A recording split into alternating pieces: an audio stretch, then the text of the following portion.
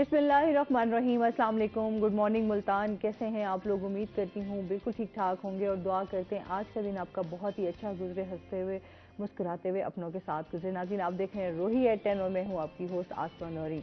जी नाज़रीन, कैसा जा रहा है आज आपका दिन? अगर हम मौसम की बात करें तो आज मुल्तान का जो टेम्परेचर है वो इस टाइम 35 सेंटीग्रेड है और वक्त के साथ जैसे जैसे दिन बढ़ता जाएगा इसका टेम्परेचर जो है वो 40 तक क्रॉस करेगा। तो अपना बहुत ज़्यादा ख्याल रखा करें। मैं हमेशा एक बात करती हूँ, गर्मियाँ बहुत ज़्यादा हैं और हमेशा अल्लाह ताला का शुक्र अदा करते रहा करें, क्योंकि शुक्र जितना हम अदा करेंगे उतना ही अल्लाह ताला हमारे लिए और हमें नेमतों और रहमतों से नवाजेगा। जब हम बहुत ज़्यादा शिकवे शिकायतें अपनी ज़ुबान पर ले आते हैं तो हमारे मसाइल भी उतने ही बढ़ जाते हैं।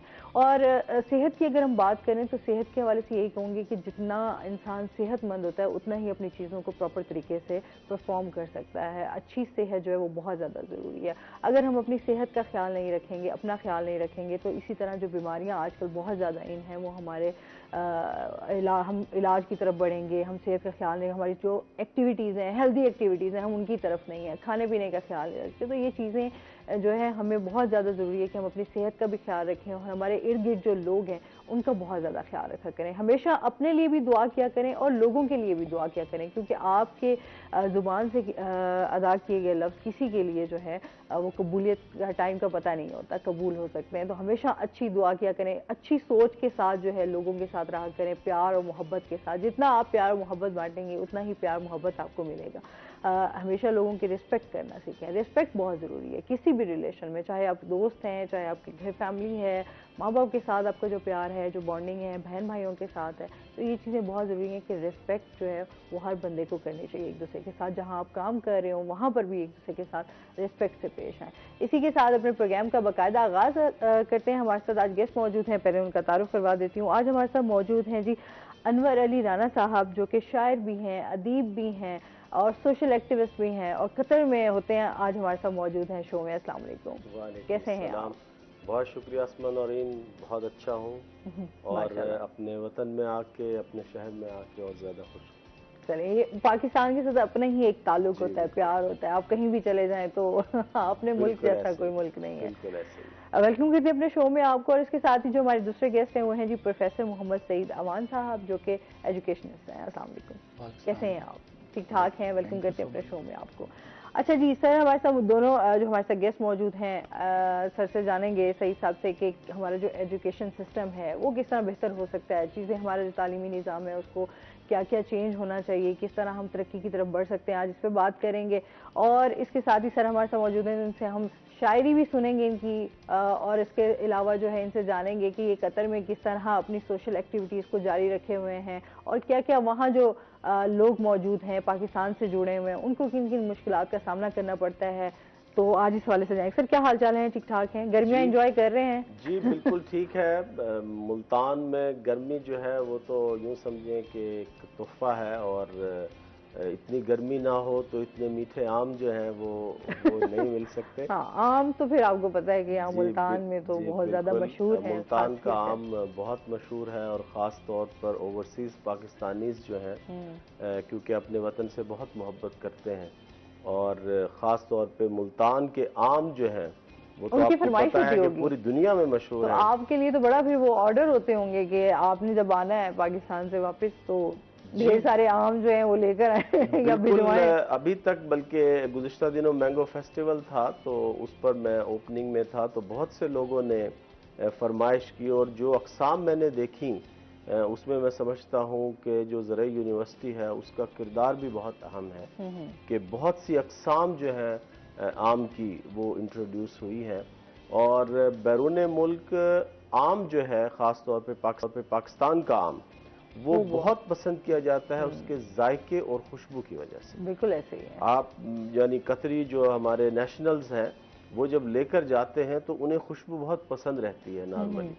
तो अगर किसी घर में पाकिस्तानी आम रखा है तो जो ही कोई घर में दाखिल होता है तो उसको इल्म हो जाता है कि यहाँ पर जो है वो पाकिस्तानी आम यहाँ पर मौजूद है। सही। वहाँ पे भी गर्मी होगी, जाहिर सी बात है, यहाँ पर आए हम। गर्मी है, ह्यूमिडिटी है। कतर जो है वो एक अमीर मुल्क है, बहुत छोटा मुल्क है, لیکن زیادہ تر جو ہے انحصار وہ گیس پر ہے، گیس انڈسٹری میں ہے.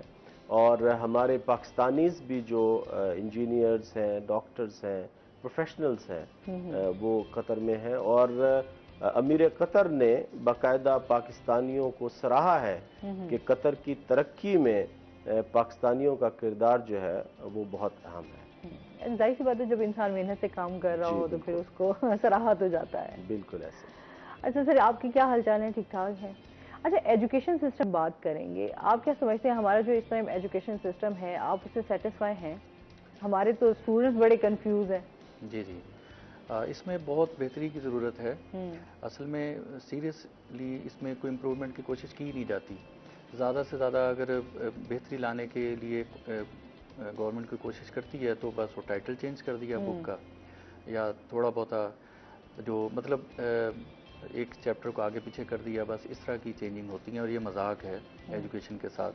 جبکہ میں سمجھتا ہوں کہ بھی ہمارے جو حکام ہیں یہ وزٹس کرتے ہیں دوسرے جو ترقی یافتہ ممالک ہیں جن کا ایجوکیشن سسٹم بہت اچھا ہے، تو باقی چیزیں تو وہاں سے یہ کاپی کرنے کی کوشش کرتے ہیں، ایجوکیشن کو نہیں مطلب اس پہ توجہ دیتے ٹھیک سے. وہی دیکھ ہمارا زیادہ تر انحصار جو ہے نا تھیوریٹیکل ورک پہ ہے. تو آپ دیکھ لیں یہ جتنے بھی ترقی یافتہ ممالک ہیں ان میں پریکٹیکلی جو ورک ہے وہ زیادہ کرایا جاتا ہے. پریکٹیکل ورک پہ زیادہ ایمفیسس ہوتا ہے، مطلب جو بچے نے پڑھا ہے اس کو وہ امپلیمنٹ بھی کرے. ہمارے یہاں جو ایکسپیریمنٹس ہوتے ہیں یا جو ہم سائنٹسٹ ہیں جو بڑے بڑے انہوں نے جو ایکسپیریمنٹس کیے ہیں وہ بھی ہمیں تھیوریٹیکلی پڑھائے جاتے ہیں. یعنی کوئی لیبارٹری نہیں ہوتی جو پراپر. اگر جو پریکٹیکل ہوتے بھی ہیں میٹرک لیول پر یا ایف ایس سی یا بی ایس سی لیول پر تو وہ بھی ایسے بس فارمیلٹی ہوتی ہے. بالکل تھوڑے دنوں کے لیے لیب میں لے کے جایا جاتا ہے، اس میں کچھ سامان ہوتا ہے، اپریٹس ہی نہیں ہوتا پراپر. تو وہ اسٹوڈنٹس بھی اس کو زیادہ سیریس نہیں لیتے، انہیں بھی پتہ ہے کہ بس ایسی تھوڑے سے اس کے مارکس ہیں اور ایسے ہی آ جانے ہیں. تو زیادہ اسٹوڈنٹس بھی پھر وہ تھیوریٹیکل ورک پہ زیادہ توجہ دیتے ہیں، مطلب کہ بکس کو رٹنے پہ، جس سے کہ امپلیمنٹیشن نہیں آتی انہیں کہ بھی یہ جو ہم نے سائنس کے بارے میں یا جو بھی نالج گین کیا ہے اسے ہم نے امپلیمنٹ کیسے کرنا ہے. مطلب آپ دیکھیں اگر کسی نے فزکس پڑھی ہے اور اس میں سرکٹس کے بارے میں پڑھا ہے تو وہ اگر وہ گھر میں اس کے بچے کے کوئی سرکٹ میں خرابی آ جاتی ہے یا کوئی بورڈ کا تھوڑا بس سوئچ بھی چینج نہیں کر سکتا. اتنا بھی پریکٹیکلی ورک جو ہے. اچھا یہ بھی تو ہے جس طرح کا ہمارا نصاب ہے وہ بہت ٹائم سے ایک ہی جیسا چلتا آ رہا ہے، کیونکہ ابھی دیکھیں وقت اور حالات کے ساتھ چیزیں چینج ہوتی ہیں، پھر آپ کے ایکسپیریمنٹ بھی ہوتے ہیں، ریسرچز بھی ہوتی ہیں. اس طریقے سے ہمارے نصاب میں وہ چیزیں نہیں ایڈ کی گئیں جسے ابھی ہم بہت ساری، اب جیسے کورونا کے بارے میں بھی ہم لوگوں نے ایک بیماری سے فائٹ کیا، اس حوالے سے بھی جدید چیزیں آنی چاہیے، نالج ہونا چاہیے، جبکہ ہمارے نصاب میں اس طرح کی کوئی چیزیں بھی شامل نہیں ہوتی. جی آپ نے بالکل صحیح کہا ہے. یہ تھوڑا سا کیا تھا ڈینگی کے بارے میں، جس طرح ہر بک کے سٹارٹ میں تھوڑا سا انہوں نے چیپٹر، لیکن وہ برائے نام ہے. مطلب وہ پیپر میں نہیں آئے گا اس کے بارے میں تو ٹیچر بھی نہیں پڑھاتے اسے، نہ اسٹوڈنٹ پڑھتے ہیں کیونکہ اس کو مطلب پیپر میں اس کے بارے میں کوئی پوچھا نہیں جائے گا، لہٰذا دونوں ہی مطلب ٹیچر بھی اور اسٹوڈنٹس بھی اس سے زیادہ اہمیت نہیں دیتے. تو اگر یہ مطلب دوسرا کرونا کے بارے میں بھی آ جائے، اویئرنیس کے بارے میں تھوڑا سا کوئی اس کو بھی پھر اس طرح تو کورس میں باقاعدہ اس کو شامل کیا جائے. تو یہ تو وہ ہوگی نا جو مطلب ایک بیماریاں تھیں یا ڈیزیزز تھیں جو سائنسی ترقی جس طرح آپ نے کہا ہے کہ جو لیٹسٹ ہے اس کے بارے میں بھی ہاں جی ہمیں وہی پرانا جو ہم نے پڑھا ہے ہم وہی پڑھا رہے ہیں. یعنی اب 30-40 سال پہلے ہم نے جو پڑھا ہے آج ہم وہی پڑھا رہے ہیں، اس میں کوئی خاص امپروومنٹ نہیں ہے. کیونکہ آج کل کے بچے بھی کہتے ہیں مجھے اپنا عرصے سے ایک لوگ پرانے لوگ پڑھتے آ رہے ہیں، ہم بھی وہی پڑھ رہے ہیں. اسما میں اس میں ایڈ کروں گا، سعید صاحب نے بالکل ٹھیک کہا کہ جیسے پہلے ہم بچوں سے پوچھتے تھے کہ آپ بڑے ہو کر کیا بنیں گے، آج کل میرے خیال میں ہمیں اس سوال کو تبدیل کرنا چاہیے. آج کل ہمیں بچوں سے پوچھنا چاہیے کہ آپ بڑے ہو کر کیا بنائیں گے، کیونکہ بننے کی بجائے بنانے کی طرف جو ہے وہ ہمیں توجہ دینی ہوگی اور بچوں کو پریکٹیکل امپلیمنٹیشن جو ہے تھیوری کی اس کی طرف ہمیں لے کے جانا ہوگا. اب آپ یہ دیکھیں کہ لیبارٹریز جو ہیں وہ کم ہیں، بچوں کو ایک طوطے کی طرح رٹوایا جاتا ہے، لیکن جب وہ فیلڈ میں جاتے ہیں اس وقت وہ پرفارم نہیں کر پاتے کیونکہ ان کو تھیوری تو بہت اچھی پتہ ہوتی ہے لیکن پریکٹیکل جو ہے وہ انہوں نے کیونکہ ہینڈز آن چیزیں نہیں کی ہوتی تو وہ جو پریکٹیکل کانسیپٹ ہے وہ کہیں پر رہ جاتا ہے. ظاہر سی بات ہے ہماری جو چیزیں ہیں اب ان کو بہتر کرنے کی بہت زیادہ ضرورت ہے ہمارے ایجوکیشن سسٹم کو اسپیشلی جو ہے وہ. اچھا سر شاعری کے ساتھ کیسے آپ کا لگاؤ ہوا تھوڑا ہمیں اپنی شاعری کے حوالے سے بھی بتائیں. شاعری تو اسما یہ تو بچپن سے ہی جراثیم آپ کہہ لیں کہ تھے کہ لکھنے لکھانے کا سلسلہ جو ہے جب میں 8ویں کلاس میں تھا اس وقت میں نے پہلی کہانی لکھی تھی پھول اور کلیاں میں. تو پھر یہ لکھنے لکھانے کا سلسلہ جاری رہا. تو جب میں گورنمنٹ کالج آف سائنس میں گیا تو وہاں پر میرے پاس کچھ دوست آنا شروع ہوئے کہ جی یہ ہم نے شاعری کی ہے آپ اسے ذرا تصحیح کر دیں اس شاعری کی. تو اس وقت تو کیونکہ میں بھی لکھنے لکھانے میں اور اس ادب میں بہت نیا تھا تو جب میں نے ان کی شاعری دیکھی تو وہاں سے میری لرننگ سٹارٹ ہوئی کہ شتر گربگی کیا ہے, کیسے شاعری کی جاتی ہے, اس کے رموز کیا ہے, وزن کیسے رکھنا ہے. اور پھر اساتذہ کی مجھے سپورٹ شامل رہی. سائنس کالج کے ہمارے ہیڈ آف دا ڈپارٹمنٹ ہوتے تھے اقبال عباس نقوی صاحب, تو وہ خاص محبت کرتے تھے کہ یہ بچہ ہے تو سائنس ذہن کا لیکن اس کا ادب کی طرف بھی جھکاؤ ہے. تو آج بھی انجینئرنگ پروفیشن جو ہے وہ اڈاپٹ کرتے ہوئے یہ کہیں پر میں چھوڑ نہیں پایا اس کو. تو یہ ابھی جو ہے میرے ساتھ ساتھ چل رہا ہے اور انشاءاللہ جب تک زندگی ہے چلتا ہی رہے گا. کس طرح کی شاعری آپ کو کرنا پسند ہے؟ میں دراصل اردو شاعری جو ہے میں کرتا ہوں لیکن کیونکہ ہریانوی جو ہے وہ میری مادری زبان ہے تو میں ہریانوی میں بھی شاعری کرتا ہوں. کیونکہ انسان جتنا اچھا اظہار اپنی مادری زبان میں کر سکتا ہے وہ دوسری زبانوں میں نہیں کر سکتا. تو ہریانوی میں بھی میں نے شاعری کی ہے اور اردو میں تو میری کتاب ابھی حال ہی میں شائع ہوئی ہے, جگنو ہے میری مٹھی میں. ہاں جی بالکل, میرے پاس ابھی موجود بھی ہے آپ کی بک جو ہے جو کہ ہم ناظرین کو بھی دکھا سکتے ہیں.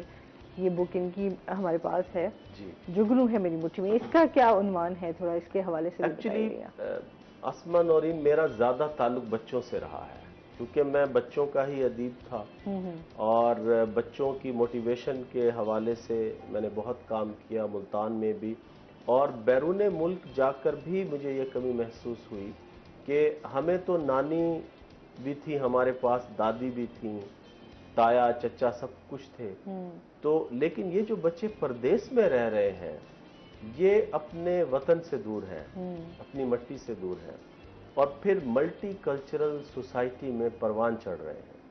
تو اگر ہم ان کو ان کی روٹس سے نہیں جوڑیں گے تو اس کا مطلب یہ ہے کہ ہم اپنا فرض جو ہے وہ ادا نہیں کر پا رہے. تو میں نے بچوں کے اوپر ہی زیادہ کام کیا اور بچوں کو موٹیویشن, کمیونیکیشن, اس حوالے سے اردو رائٹنگ اس پر میں نے کام کیا تو میں بچوں کے ساتھ بہت زیادہ کنیکٹڈ رہا. تو یہ جو ٹائٹل ہے میرا یہ ان بچوں کے نام ہے کہ وہ سمجھتے رہے جگنو ہے میری مٹھی میں اور میں کہ ستارہ چھپا کے بیٹھا تھا. تو یہ ان سے انسپائر ہو کے تو وہ جگنو جو روشنیاں بکھیر رہے ہیں اور مزید روشنیاں بھی بکھیریں گے اور شاید جگنو ہمارے بچوں نے تو دیکھا بھی نہ ہو تو میں انہیں امیجنیشن کراتا ہوتا ہوں کہ یہ وہی جگنو ہے کہ جو رات کے اندھیرے میں ایک ٹمٹماتی ہوئی لائٹ آتی ہے اور جو آپ کے چہروں پہ مسکراہٹ لے آتی تھی اور امید کی ایک کرن تھی. تو اسی کو لے کر اس قافلے کو میں آگے چل رہا ہوں. یہ تو بہت اچھی بات ہے. کوئی شاعری بھی ہمیں سنا دیں. جی بالکل, آپ کو شاعری سنائیں گے اور کیونکہ ابھی مادری زبان کا ذکر ہوا ہے اور ہریانوی جو ہے وہ میری مادری زبان ہے تو میں چاہوں گا کہ تھوڑا سا ذائقہ آپ کو بھی اور آپ کے دیکھنے والوں کو بھی میری مادری زبان کا ملے کہ اپنا کلچر ریت پرانی کون بتاوے گا, اپنا کلچر ریت پرانی کون بتاوے گا, پردیساں میں دیس کہانی کون بتاوے گا, اور گھوڑے بیچ کے سون آڑے اس دن کے راجے نے, घोड़े बेच के सोन आले उस दिन के राजे ने, के कैसे यो रात की रानी कौन बतावेगा। और गांव आले अंग्रेजी बोले मुंह ने बांगा करके, गांव आले अंग्रेजी बोले मुंह ने बांगा करके, नई पोद ने माँ की बाणी कौन बतावेगा। आजकल आप देखेंगे गांव में लोग इंग्लिश बोलना ज्यादा पसंद करते हैं, अपनी मादरी जुबान बोलने से हिचकिचाते हैं। तो ये शेर मैंने उनके लिए कहा कि अगर वो भी अंग्रेजी बोलेंगे तो फिर आने वाली नस्ल को माँ की बोली जो है वो कौन बताएगा। और अनवर मेरे श्यामी आंदे उसकी पलकां पे, अनवर मेरे श्यामी आंदे उसकी पलकां पे, फूट पड़ा क्यों आप पे पानी कौन बताएगा। वाह क्या बात है।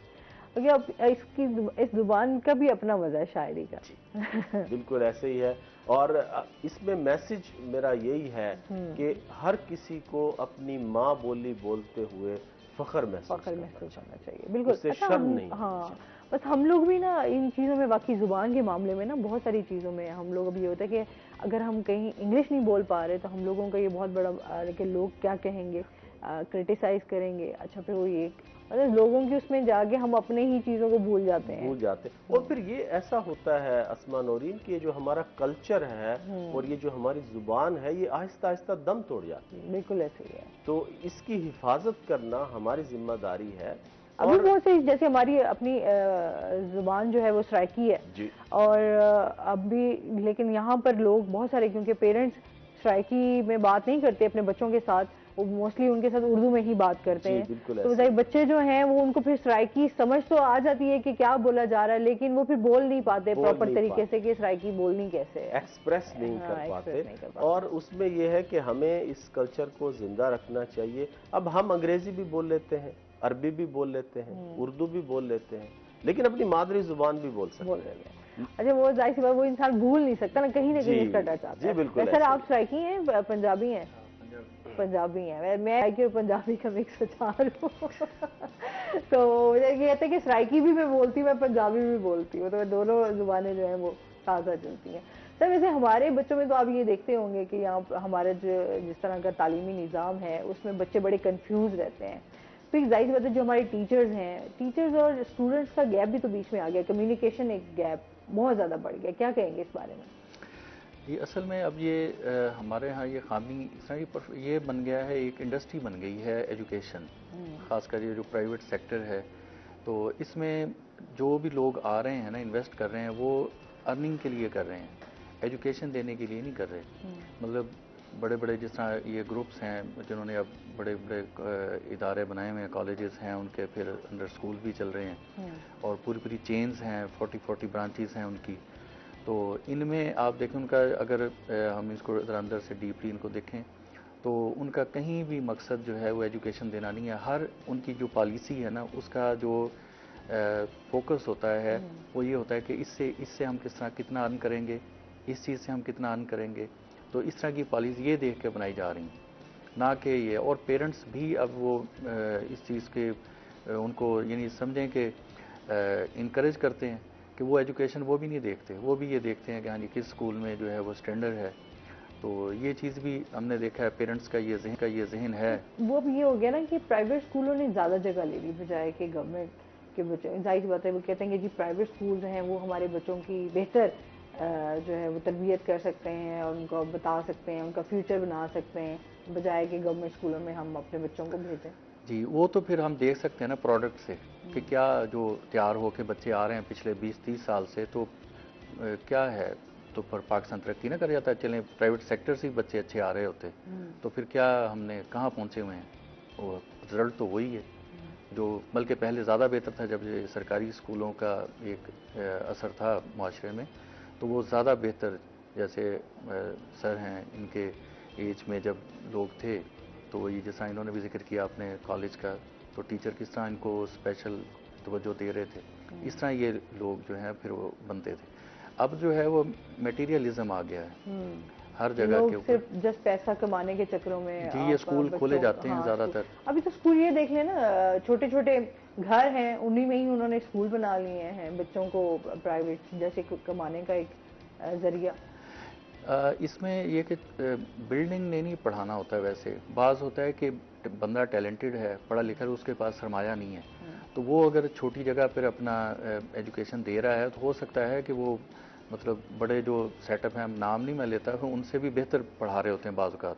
हम खुद, मैंने जब पढ़ा है, मतलब हमने ट्यूशन के लिए गए तो अब हमारे केमिस्ट्री के लिए हम गए पढ़ने के लिए, तो पता किया कि भी कौन से टीचर हैं। तो जो बेस्ट टीचर थे तो उनका घर जब हमने ढूंढा तो इंतहाई तंग गलियां और उसमें से गुजरते हुए नालियां, गंदी स्मेल आ रही, लेकिन वो पीछे जाकर एक छोटा सा कच्चा घर उनका, वो 2 कमरे थे, मुश्किल से उसमें बैठने की जगह होती थी, 15-16 बच्चों की, तंग तंग होकर बैठते थे।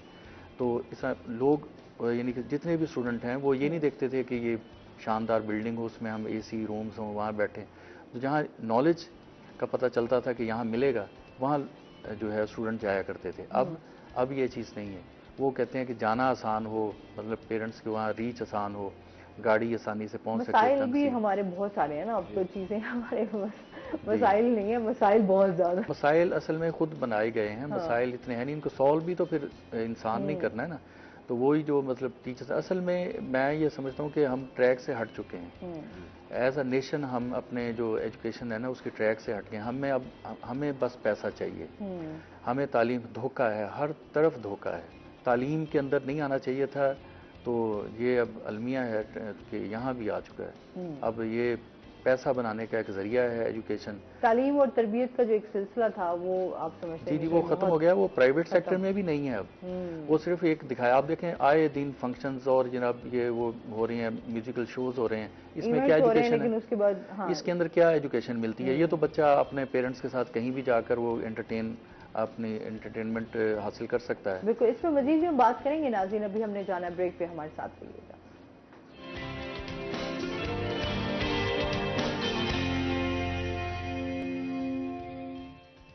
वेलकम बैक नाज़रीन, रोही एट10 में आपको खुश आमदीद कहते हैं।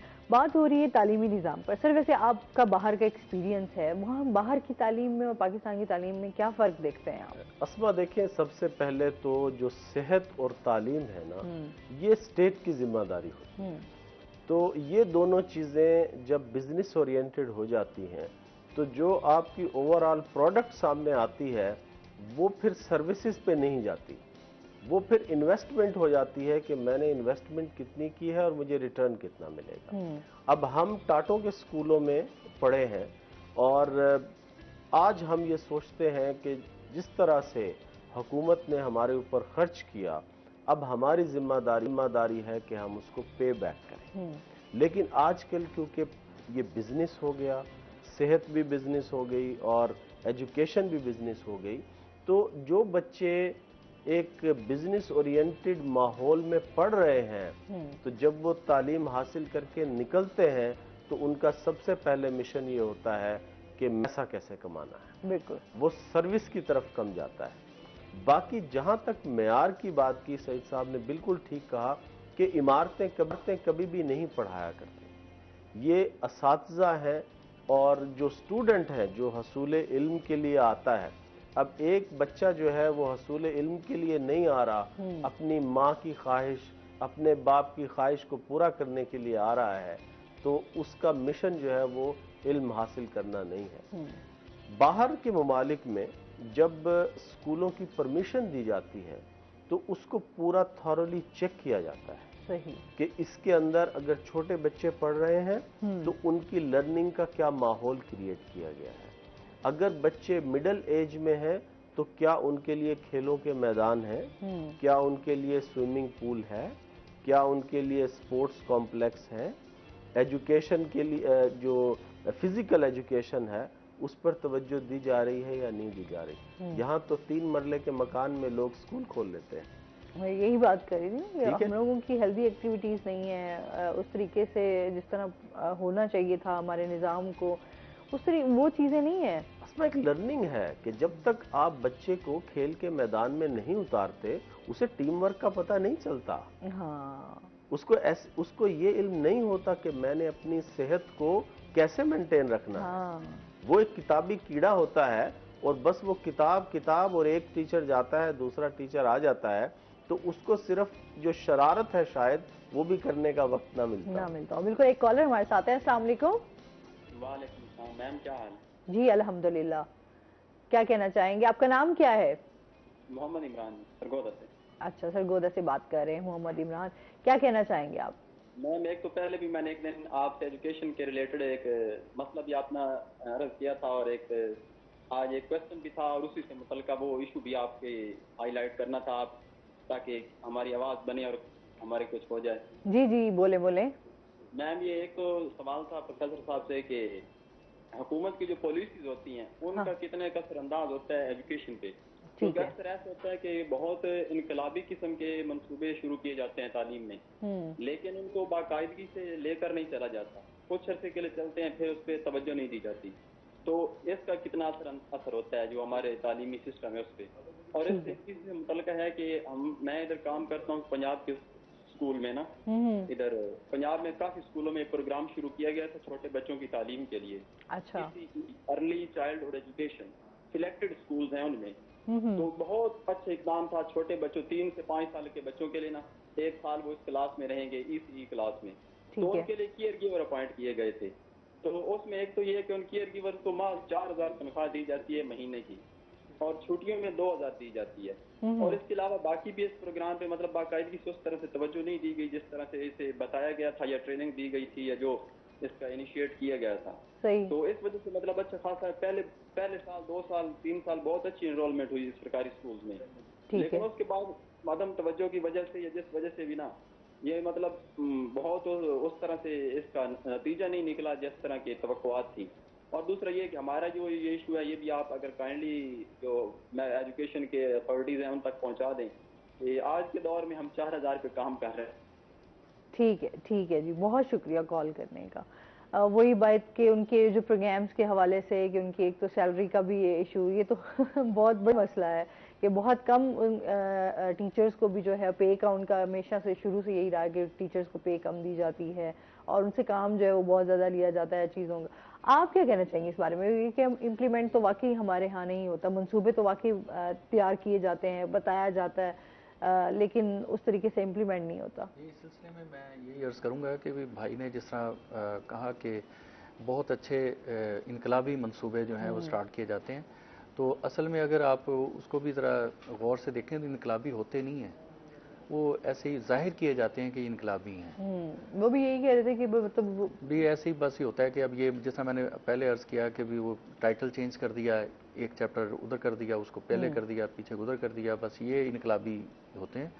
تو اب جس طرح انقلابی تو یہ ہوگا نا کہ جو لیٹسٹ ہماری سائنس میں ریسرچز ہیں یا ان میں جو امپروومنٹ ہے وہ نئی چیزیں ایڈ ہوں نا تو وہ تو نہیں ہے. پھر میں نے جس طرح کہا کہ یہ سائنس تو وداؤٹ پریکٹیکل ورک کے سوال ہی نہیں پیدا ہوتا کہ کسی کو سمجھ آئے. تو اس کے لیے اپریٹس ہوتا ہی نہیں. گورنمنٹ اسکولوں میں نہیں ہوتا. پرائیویٹ اسکول تو چلیں وہ تو اپنے مطلب سیلف بجٹ پہ چلتے ہیں ان کا بجٹ اتنا نہیں ہوتا. تو گورنمنٹ کا تو باہر سے بھی ایڈ اچھی خاصی ان کو ملتی ہے. ان کے اسکولوں کے اندر لیبس کا کیا حال ہے ہم پڑھے ہیں ہمیں پتہ ہے کہ کیا ہوتا ہے. تھوڑی سی چیزیں ہوتی ہیں وہ بھی دکھانے کے لیے بس دیکھ کے پریکٹیکل ہو جاتا ہے اور پھر مارکس بھی اسی طرح ہی لگ جاتے ہیں. سب کو پتہ ہے یہ کہ میں ایسی بات نہیں کر رہا. آپ بھی گزرے ہیں اس سارے پروسیس سے ہم بھی. تو یہ صرف انقلابی کہنے کے ہیں. باقی جو انہوں نے کہا کہ پرائیویٹ سیکٹر میں سیلریز کافی کم دی جاتی ہیں تو اس کی بھی یہی بیسک وجہ ہے جیسا میں نے بتایا کہ گورنمنٹ پھر ان کو دیکھے اگر کوئی اسکول اچھا کام کر رہا ہے اور اچھا رزلٹ دے رہا ہے اچھے بچے جو ہیں وہ پروڈیوس کر رہا ہے تو گورنمنٹ اسے کیا پھر کوئی اسکالرشپ یا اس طرح کا اسکول کو دے اس کی حوصلہ افزائی کرے. کیونکہ وہ فیس کتنی لیتے ہیں پرائیویٹ اسکول جو ہیں جو مڈل اسٹینڈرڈ کے اسکول ہیں مڈل کلاس کے تو وہ اگر پر ہیڈ 2000 بھی بچے سے لیتے ہیں تو اس بلڈنگ کا رینٹ ہے بجلی کی آپ دیکھیں کہ اب آج کل کیا ریٹ چل رہے ہیں. تو اور بھی ہوتے ہیں مطلب گارڈز ہے جو صفائی کے لیے عملہ ہوتا ہے وہ ان کا اس نے یہ کہنا آسان ہے تو اس کو مینیج کرنا بڑا مسئلہ ہوتا ہے. تو اس لیے وہ پھر بیچارے دے ہی نہیں سکتے.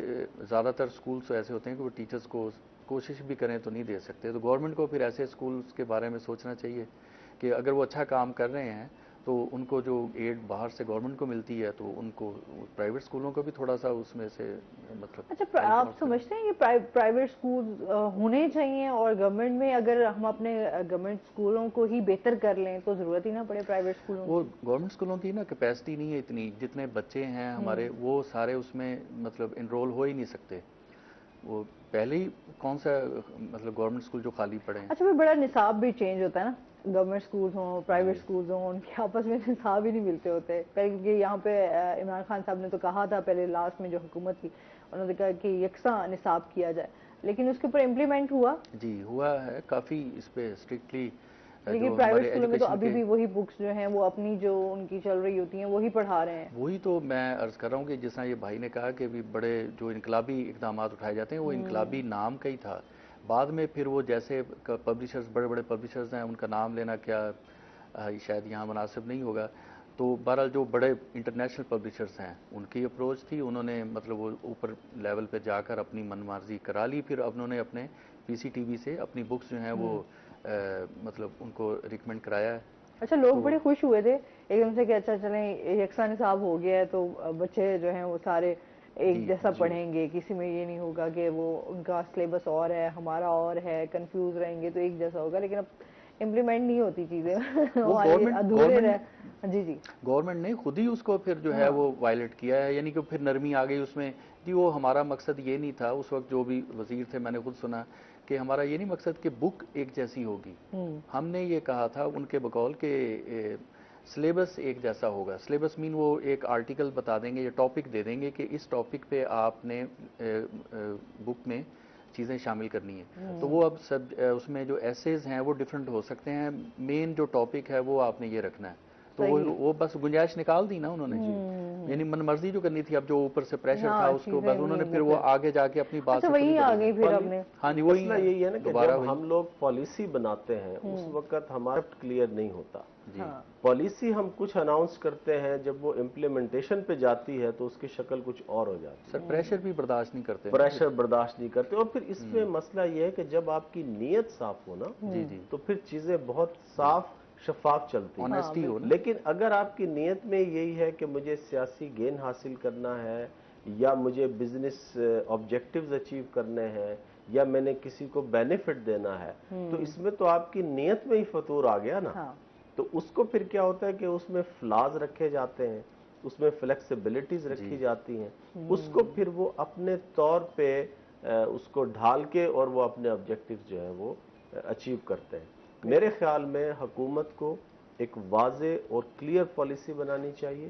یہ عمران خان صاحب کا بہت اچھا سٹیپ تھا، لیکن اس میں واقعی فلاز تھے کہ لوگوں نے ان جو جھول رکھے گئے اس پالیسی میں ان سے فائدہ لیا. اور ایک اور بات میں کروں گا یہاں پہ کہ ہم لوگ بیسک پرابلم پہ توجہ دینے کی بجائے، جیسے سعید صاحب نے کہا کہ اوپر والا ریپر چینج کر دیتے ہیں اور اندر جو ہے وہ چیزیں سیم رہتی ہیں. اب اگر ہم نے تعلیم پر توجہ دینی ہے، گورنمنٹ کے ادارے اگر صحیح پرفارم نہیں کر رہے ہیں تو بجائے اس کے کہ ہم گورنمنٹ اداروں کی ایفیشنسی کو امپروو کریں، ان کی بلڈنگز کو بڑھائیں، ایکسٹینشن کریں اور سکول بنائیں، ہم نے پرائیویٹ اداروں کی طرف توجہ دینی. اور پھر آج کل دیکھیں جو ٹیوشن کا کلچر ہے، ہاں جی آپ سکول بھی جائیں پھر اکیڈمی بھی جائیں اور جائیں.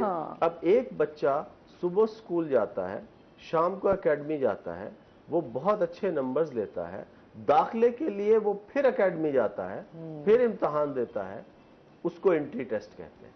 اب اچھا بچوں پہ بھی پریشر ہوتا ہے نا بہت زیادہ کہ آپ نے اچھا پھر ہماری طرف یہ ہوتا ہے کہ مارکس لینے ہیں، اچھے مارکس لینے ہیں. پھر سیکنڈلی کچھ پیرنٹس کی طرف بھی امپوز کر دیا جاتا ہے کہ آپ نے یہی پڑھنا ہے جو وہ چاہتے ہیں. جو بچے کی خواہش ہوتی ہے یا جو بچہ بننا چاہ رہا ہوتا ہے اس کی طرف توجہ نہیں ہوتی. اسما نورین دل پھٹ جاتا ہے کہ جب بیرون ملک مقیم پاکستانی بچوں کے ہم آنسو پوچھتے ہیں نا تو دل پھٹ جاتا ہے کہ ایک بچہ مسلسل 4 سال محنت کرتا ہے، 4 سال محنت کر کے وہ مارکس لیتا ہے، جب انٹری ٹیسٹ دیتا ہے اس میں فیل ہو جاتا ہے. اب اس نے بہت اچھے مارکس لیے امتحان میں، انٹری ٹیسٹ میں سسٹم کی خرابی کی وجہ سے کیونکہ آن لائن سسٹم ہے. تو اس میں اس بچے کا کیا قصور ہے کہ جس نے 4 سال محنت کی اور آخر میں اسے محروم کر دیا گیا؟ یہ تو سر اپنے ہی معذرت اپنے ہی جو سسٹم ہے، جو مطلب بورڈ ہے، وہ بھی تو گورنمنٹ کا ہی ہے نا، اسی کا مذاق اڑانا ہے. اسی کا مذاق اڑایا جا رہا ہے. یہ نہیں کہ ثابت کرنا ہے کہ وہ غلط ہے، تو پھر اس کو ختم کریں نا، کسی ایک کو ختم کر دیں جس پہ ان کو اعتماد ہے. اگر انٹی ٹیسٹ پہ اعتماد ہے تو اس کو رکھیں. پھر یہ ایگزام نہ لیں، بچہ ڈبل ادھر بھی دے، پھر اس کے جو مارکس ہیں ان کو پھر وہ نگلیکٹ کر دیا جاتا ہے کہ یہ تو اس کی تو اگر بورڈ صحیح ایگزام نہیں لے رہا، بجائے اس کو امپروو کرنے کے آپ نے بچوں کو ایک اور سلسلے میں ڈال دیا. لیکن بات یہیں پر آ جاتی ہے کہ وہاں بھی بزنس اورینٹڈ ہے کہ اکیڈمیز ہیں، ان کی فیسز پے کرنی ہے اور اس کے بعد جو ہے وہ ان کو بچوں کو داخلہ ملتا ہے. میرے خیال میں یہ بچوں کے ساتھ ایک ناانصافی ہے. اور اوورسیز پاکستانیز کے پلیٹ فارمز پہ خاص طور پہ ہم نے پاکستان میڈیکل جو بورڈ ہے اس کو ہم نے اپروچ بھی کیا، کیونکہ گزشتہ دنوں کورونا کی وجہ سے بہت سے بچے جو ہیں وہ پاکستان نہیں آ سکے. تو ہم نے کوشش کی کہ بچوں کے ایگزامز جو ہیں وہ اوورسیز لیے جائیں. لیکن وہ بھی فیصلہ اتنی دیر سے ہوا کہ اس میں بہت سے بچے پاکستان میں انرول ہو چکے تھے، ان کی فلائٹس بھی بک ہو چکی تھی. تو اب آپ یہ دیکھیں کہ پیرنٹس رہ رہے ہیں باہر، اب وہ بچے کو کس کے پاس بھیجیں گے؟ اگر ریلیٹیوز کے پاس بھیجیں گے تو بچہ کمفرٹیبل فیل نہیں کرتا. اب وہ سے کیونکہ بچوں کی بھی ضروریات ہوتی ہیں، پھر جو لوگ وہاں پہ موجود ہوتے ہیں ان کے اپنے مسئلے مسائل ہوتے ہیں، ماحول ڈیفرنٹ ہوتا ہے. بالکل. ان سے مزید بھی جانیں گے. ناظرین ابھی ہم نے جانا ہے بریک پہ، ہمارے ساتھ رہیے گا.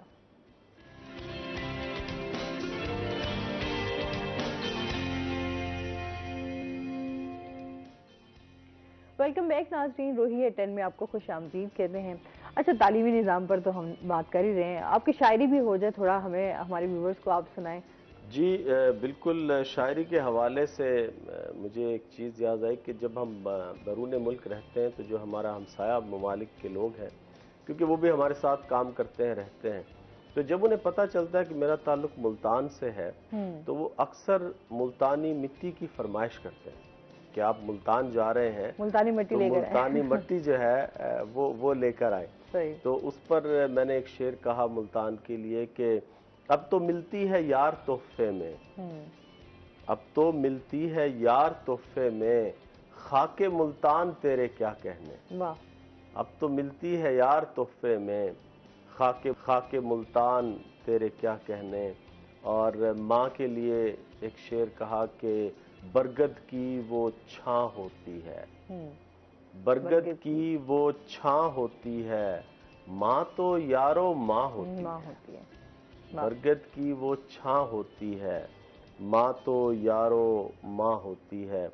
آپ کے حکم کی تعمیل کرتے ہوئے غزل کے چند اشعار پیش کرتا ہوں کہ بھٹک رہی ہے سرے دشت زندگی تنہا، بھٹک رہی ہے سرے دشت زندگی تنہا، مگر یہ سچ ہے کہ اچھی بہت لگی تنہا، مگر یہ سچ ہے کہ اچھی بہت لگی تنہا، میری خوشی میں بھی ہوتا نہیں شریک کوئی، میری خوشی میں بھی ہوتا نہیں شریک کوئی، میں کر رہا ہوں کہیں بیٹھ کر خوشی تنہا، میں کر رہا ہوں کہیں بیٹھ کر خوشی تنہا، اور بہت سے لوگوں میں اچھے ہو عشق مت کرنا، بہت سے لوگوں میں اچھے ہو عشق مت کرنا، تمہیں بھی کر دے گی ورنہ یہ عاشقی تنہا. بہت سے لوگوں میں اچھے ہو عشق مت کرنا، تمہیں بھی کر دے گی ورنہ یہ عاشقی تنہا. اور پھر اس کی خوشبو ہی اس کا طواف کرتی ہے، پھر اس کی خوشبو ہی اس کا طواف کرتی ہے، چٹکنے لگتی ہے جب شاخ پر کلی تنہا، جب چٹکنے لگتی ہے جب شاخ پر کلی تنہا، اور وہ جاتے جاتے مجھے یہ دعا بھی دیتا گیا، وہ جاتے جاتے مجھے یہ دعا بھی دیتا گیا، خدا کرے نہ جہاں میں تجھے کبھی تنہا. واہ کیا بات. بہت شکریہ. بہت خوب آپ نے غزل سنائی. سر آپ کو بھی ایسے شاعری سے لگاؤ ہے؟ تھوڑا بہت. اصل میں میرا سائنس سبجیکٹس ہے میرے تو. اچھا. تو آپ سائنس پڑھاتے ہیں، تو کیا دیکھتے ہیں بچوں میں انٹرسٹ ہے؟ کیونکہ ریسرچز ہمارے بچوں کو ہوتا ہے کہ شوق اچھا اس پہ پریکٹیکل ورک ہو، چیزیں ہمیں پتہ چلیں، نالج ہونی چاہیے آپ کو ایک ایک چیز کی، اس طرح بچوں میں انٹرسٹ دیکھتے ہیں؟ جی بالکل، ہر بچے کے اندر کیوریسٹی ہوتی ہے، جاننا چاہتا ہے، لیکن آگے جو ہمارا تعلیمی نظام ہے، جو اساتذہ ہیں، وہ اس کی اس بچے کی جو خواہش ہے اس کو دبا دیتے ہیں۔ یہ ہے سسٹم کی ہماری جو ٹریجڈی ہے نا۔ آپ نہیں سمجھتے ٹیچرز کو بھی ٹریننگ کی ضرورت ہے؟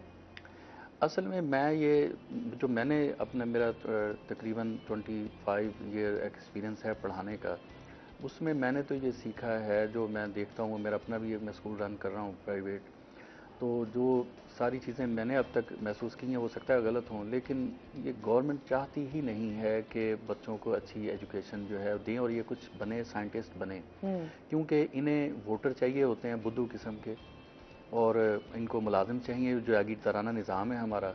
تو آپ دیکھیں جہاں ایجوکیشن آ جائے گی، شعور آ جائے گا، وہ پھر اس طرح کی ان کے پیچھے بھاگ دوڑ اور نعرے بازی فضول کی ایسے بننا انہوں نے ہوتا ہے، ذلیل یہ ہو رہے ہوتے ہیں ایسے دھوپ کے اندر، اب لائنیں لگ رہی ہیں وہ یوٹیلیٹی سٹورز کے باہر۔ یہ شعوری قوم جو جس میں شعور ہوگا نا، باشعور قوم، وہ اس طرح برداشت نہیں کرتی، وہ تو کھڑے ہو جائیں گے، جس طرح آپ نے ٹرکی میں دیکھا کہ تھوڑا سا وہ ہوا تو انہوں نے کس طرح اپنے حقوق کے لیے وہ لڑے ہیں۔ یہ شعور کی علامت ہوتی ہے، یہ شعور ایجوکیشن سے ملتا ہے۔ ایجوکیشن اگر گورنمنٹ صحیح کر دے گی نا، مطلب سسٹم کو، تو لوگوں کو شعور آئے گا، پھر ان کی یہ دگے بازیاں نہیں چلیں گی، لوٹ مار بند ہو جائے گی، وہ نہیں کرنا چاہتے۔ اب سندھ میں آپ دیکھ لیں، خود تو وہ مطلب آکسفورڈ سے پڑھ کے آتے ہیں، اور بلوچستان میں بھی ایسے جو بگٹی قبائل تھے یہ ان کے سارے وہ باہر سے پڑھے ہوئے ہیں، تو ان اپنے علاقے میں کیوں نہیں انہیں نظر آتا ہے؟ اصل میں وہ صاف ہے، اگر آپ سیدھی بات سنیں، تھوڑی سی شاید یہ مناسب نہ ہو، لیکن یہ کہ چاہ ہی نہیں ہے، چاہت نہیں ہے۔ نہیں، بات سچ بھی ہے اور کڑوی بھی ہے۔ ہمارے ہاں جہاں گورنمنٹ سکولز ہوتے ہیں وہاں پر ہم دیکھیں وہاں پہ وہ خالی ہی بھینسیں بندی ہوئی ہیں، شہروں میں، ہاں بالکل آپ نے صحیح بات کی، اور پھر شہروں میں کہیں یہ ہے کہ ظاہر بات جو لوگ نزدیک ہیں شہروں میں وہ پھر بھیج دیتے ہیں اسکول وہاں پر، لیکن جو اب اگر ہم دیہی علاقوں میں چلے جائیں تو دیہی علاقوں میں یہی حال ہے کہ پرائیویٹ گورنمنٹ اسکول جو بنے ہوئے ہیں وہ آپ کے وہاں پر جانور بندے ہوئے نظر آئیں گے، آپ کو ٹیچرز نہیں ملیں گے، آپ کو فیسلٹیز نہیں ہیں جس میں بچوں کو مل سکے یا بچے آ کے پڑھ سکیں، فری تعلیم جو ہے وہ نہیں ہے۔ اپنی ٹیچرز جو ہیں وہ جاتے ہی نہیں ہیں، وہ مہینے میں 1-2 دفعہ جاتے ہیں، بس اٹینڈنس ساری اوپر والے سے ملے ہوئے ہوتے ہیں اور بس اٹینڈنس لگ گئی، اس طرح چلتا ہے کام ان کا۔ بچے بیچارے جاتے ہیں سارا دن بیٹھ کے کھیل کے تو وہ واپس آ جاتے ہیں۔ تو یہ اصل میں یہ حکومت کا کام ہے نا کہ وہ چیک اینڈ بیلنس کرے، تو وہ نہیں سیریس نہیں ہے نا، وہ چاہتے ہی نہیں ہیں، ان کو رزلٹ دیکھیں نا آپ، ہم کوئی کام کرتے ہیں، کسی مکینک سے کوئی کام کراتے ہیں، ہم نے 1 دفعہ کرایا اس نے اچھا نہیں کیا، پھر ہم دوسری دفعہ چلیں غلطی سے اس کے پاس چلے جائیں گے، پھر اچھا تیسری دفعہ تو ہم نہیں جائیں گے نا اگر وہ دوسری دفعہ بھی ٹھیک کام نہیں کرتا۔ تو گورنمنٹ یہ پچھلے 70 سال سے دیکھ رہی ہے کہ یہ سسٹم ایجوکیشن کا ہمارا کوئی رزلٹ نہیں دے رہا۔ 70 ایئرز تھوڑے ہوتے ہیں ان کو مطلب سمجھنے کے لیے کہ ہم اس کو چینج کریں، کوئی امپروو کریں، اس کو سیریسلی کرنا ہی نہیں ہے۔ واقعی چیزوں کو بہتر کرنے کی بہت زیادہ ضرورت ہے، اس ٹائم تعلیم پر بہت زیادہ توجہ دینی ضرورت ہے کہ ہر بچہ جو ہے وہ تعلیم حاصل کر سکے، چاہے وہ غریب ہے چاہے وہ امیر ہے، جس طرح کی ہر بندہ جو ہے اس کے۔ بہت شکریہ، بہت اچھا لگا، ٹائم کو پتہ نہیں چلا، اس میں ہم لوگوں نے ایک اچھی گپ شپ چل رہی تھی۔ سر آپ کا بہت شکریہ، آپ کا بھی بہت شکریہ۔ اس کے ساتھ ہی ناظرین ابھی ہم نے جانا ہے بریک پہ، ہمارے ساتھ رہیے گا، جب ہم بریک سے واپس آئیں گے تو ہمارے ساتھ کچھ اور گیسٹ موجود ہوں گے۔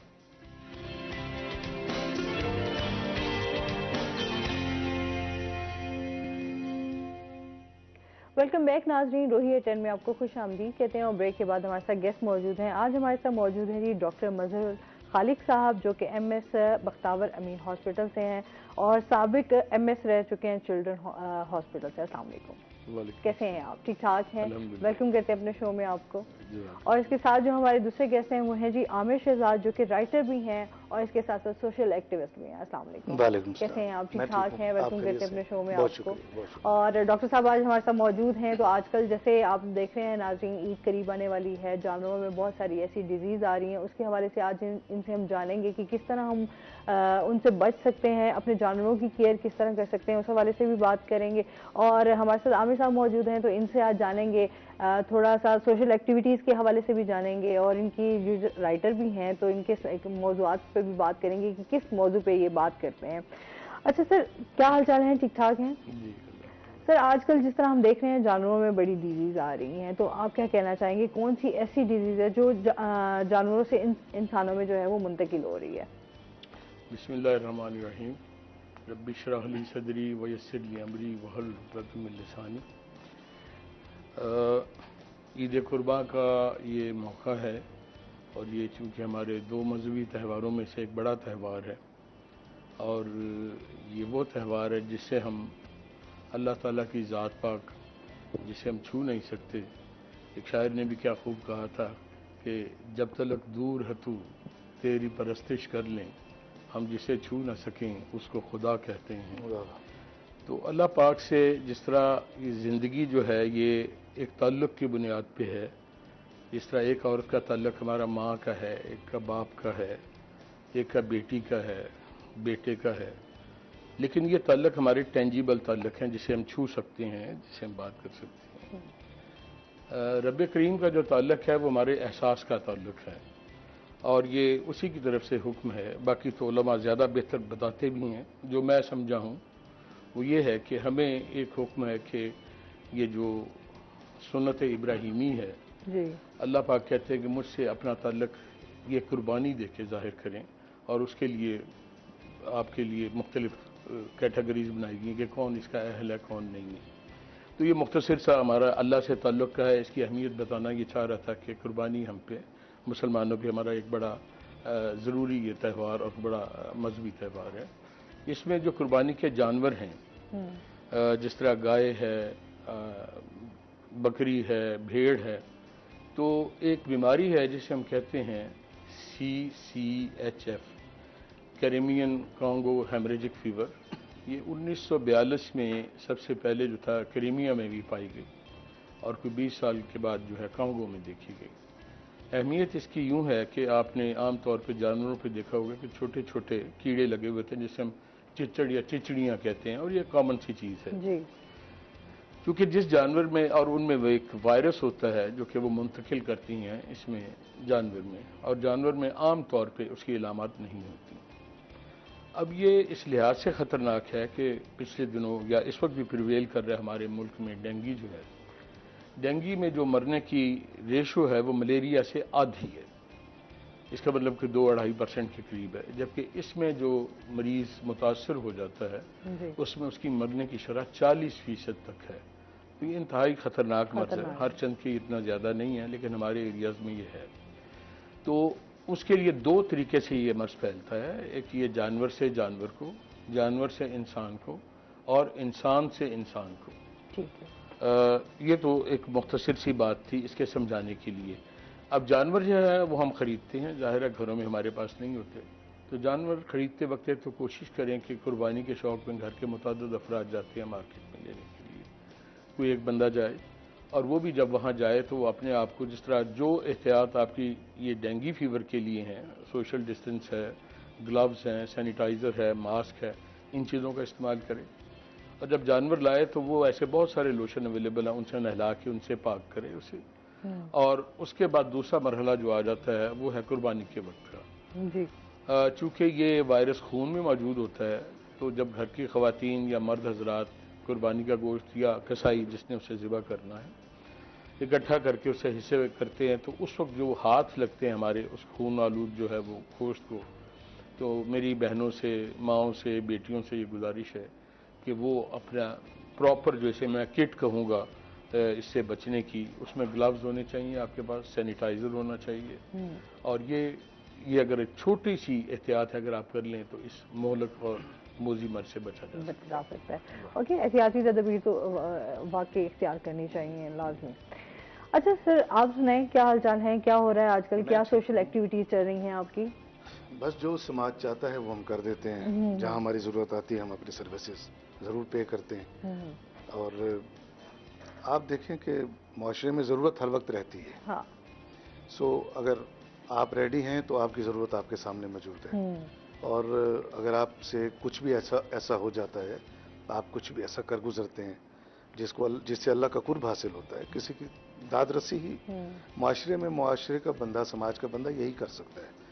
ہم با اختیار نہیں ہوتے، ہم بے اختیار بھی نہیں ہوتے، جو درمیان کی منزل ہے وہ ہم طے کرتے ہیں۔ تو हमारी कोशिश होती है कुछ ऐसा काम हो जाए, किसी के प्यासे के मुंह में 2 घूंट पानी के चले जाएं, किसी ज़रूरतमंद की चीज़ पूरी हो जाए, किसी गर्जमंद की गर्ज पूरी हो जाए, किसी के दुख का मदावा हो जाए। बस हम तो इस पर काम करते हैं। सही। और इसके अलावा क्या चल रहा है? बस लिखने लिखाने का ताल्लुक है। आप भी जानते हैं, देखने वाले भी बहुत से मुझसे जो शनासा हैं लोग वो जानते हैं, जो अखबारात पढ़ते हैं वो भी जानते हैं। जो वक्त बचता है समाज के अलावा कुछ रिस्क रोजगार का अल्लाह का हुक्म है, अपने लिए तगदो की जाए, उसके बाद जो वक्त बचता है वो फिर लिखने लिखाने में सर्फ हो जाता है। सही। आप नहीं समझते आजकल वैसे लिखना लिखाना बड़ा कम हो गया है? बहुत अच्छा नुक्ता आपने उठाया है। हम लोग उस वक्त में लिख रहे हैं जब लिखारी मौजूद है, कारी का फुकदान है।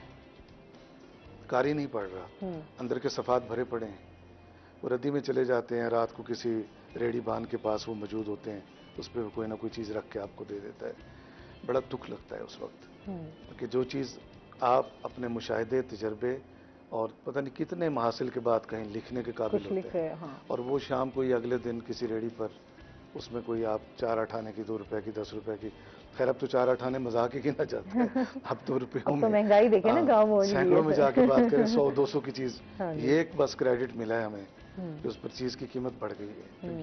तकलीफ है। मतलब जब आप किताबें थड़ों पर पड़े हुए देखते हैं।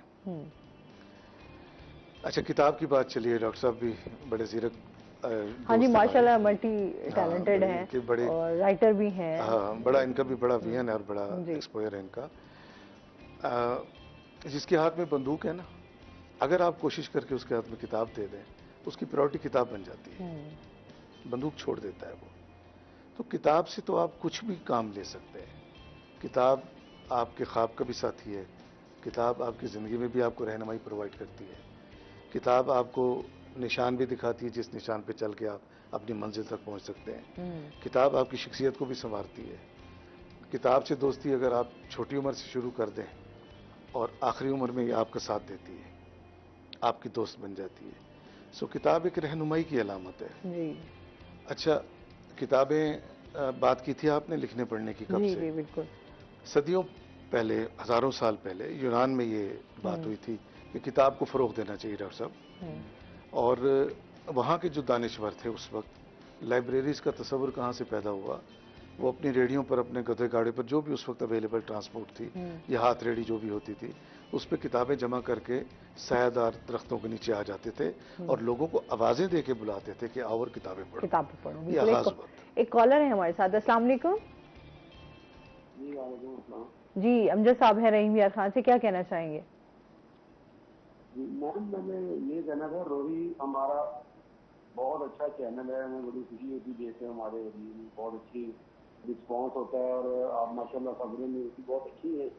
इसमें हमें ये था कि कोई जैसे इन्होंने प्रोग्राम नहीं बनाया हुआ कि एक दिन जियो के साथ, या जैसे एक दिन रोही के साथ भी ऐसा सिस्टम बनाया किसी गेस्ट के साथ आगे इंफॉर्मेशन मिलती है, बहुत अच्छी है। आप मुझे आपकी समझ नहीं आई, सॉरी। मैं रिपीट कर दूं, आप अपना टीवी का वॉल्यूम बंद कर दें। जी वो बंद है। मैं कह रहा था कि रोही हमारा बहुत अच्छा चैनल है। जी। जिस तक रहीम खान की बहुत अच्छी हमें न्यूज मिलती है इसमें। और मैं ये रिक्वेस्ट कर रहा था कि जैसे एक दिन किसी अच्छे गेस्ट के साथ, जैसे आज सारा हमारे सोशल एक्टिविस्ट आए हुए हैं, इस तरह उसके होम का और किचन जैसे वो दूसरे चैनल पे आता है, इस तरह रोही को भी चाहिए कि वो अपना एक दिन अच्छा वो इस तरह का प्रोग्राम को बनाए। नहीं, हमारा तो चल रहा है, चलता भी रहा है। अच्छा जी, अच्छा, बहुत शुक्रिया कॉल करने का, क्योंकि हमारी तो कोशिश यही होती है कि हम एक आम बंदे की आवाज़ बनते हैं और हर तरह की जो हमारे टॉपिक हैं, जो इस टाइम हमारे मसाइल हैं, इश्यूज़ हैं, उस पर हमारी कोशिश होती है कि लाजमी हम बात कर सकें। जी सर। तो वहाँ से ये आगाज़ हुआ और फिर ये आहिस्ता आहिस्ता दुनिया ने देखा। मुझे इजाज़त है इसमें मैं एक लाइन देने के बाद, इर्तिका के अमल से गुजरी लाइब्रेरी और फिर दुनिया में अजीम तरीन लाइब्रेरीज कायम हुई। अब जो मैं ये बात मैंने जो शुरू की और जिस तरफ मिलाना चाहता हूँ, जिसमें मैं डॉक्टर साहब को शामिल, जब भी किसी जालिम ने, जब भी किसी जाबिर ने, जब भी किसी ताकतवर ने किसी खित्ते की, किसी मकाम की तहजीब को तहस नहस करने का सोचा है, उसने वहाँ की इमारत नहीं गिराई, उसने वहाँ की लाइब्रेरी जलाई है, कुतुब खाने जलाए, کیونکہ یہ تہذیب کی علامت تھے، یہ تربیت گاہیں ہوتی تھیں. سو اس کا رزلٹ یہ نکلتا تھا کہ وہاں کی تہذیب وہیں رک جاتی تھی.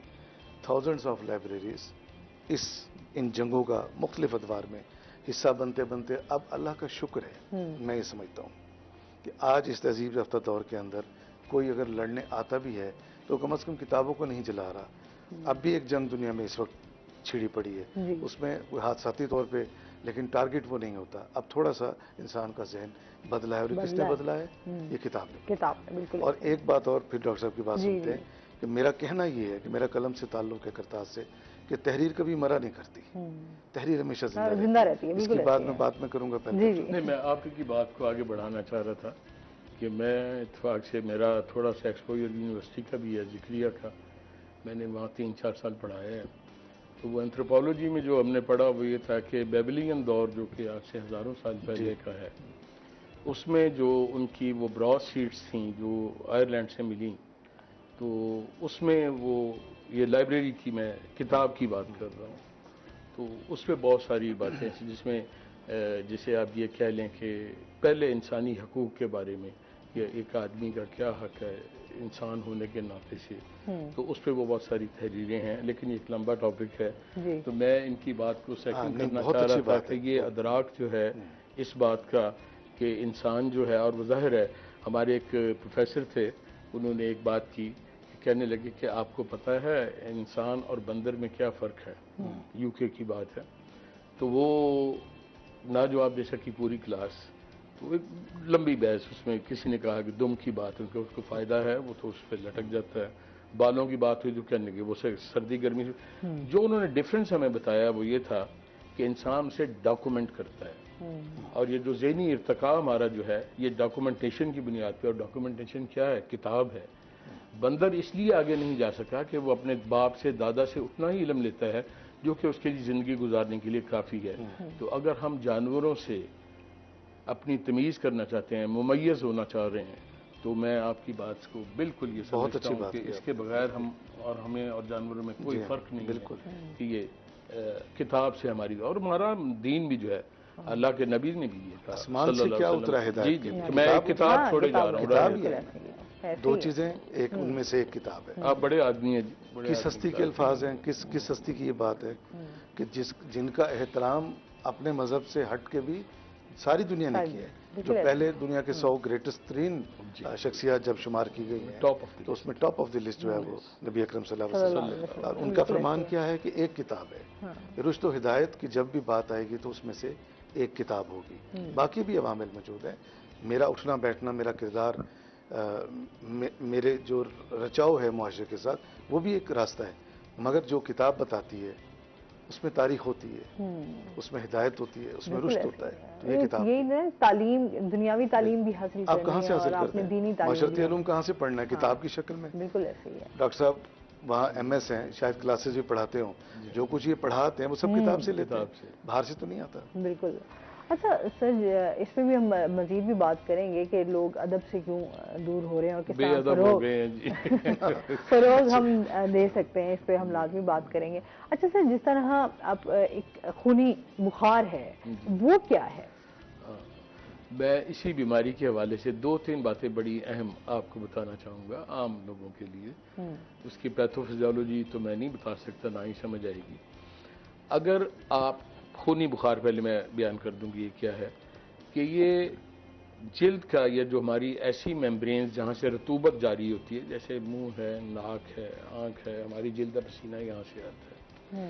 تو یہاں جو ہماری خون کی نالیاں ہیں ان کی دیواریں اتنی کمزور ہو جاتی ہیں کہ خون کے پیچز وہاں سے آ جاتے ہیں اور خونی الٹیاں بھی لگ جاتی ہیں. پخانے میں بھی خون آ سکتا ہے اس میں، اس لیے اس کا عرف عام میں نام خونی بخار رکھا گیا. ایک کالر بھی ہمارے ساتھ ہیں. السلام علیکم.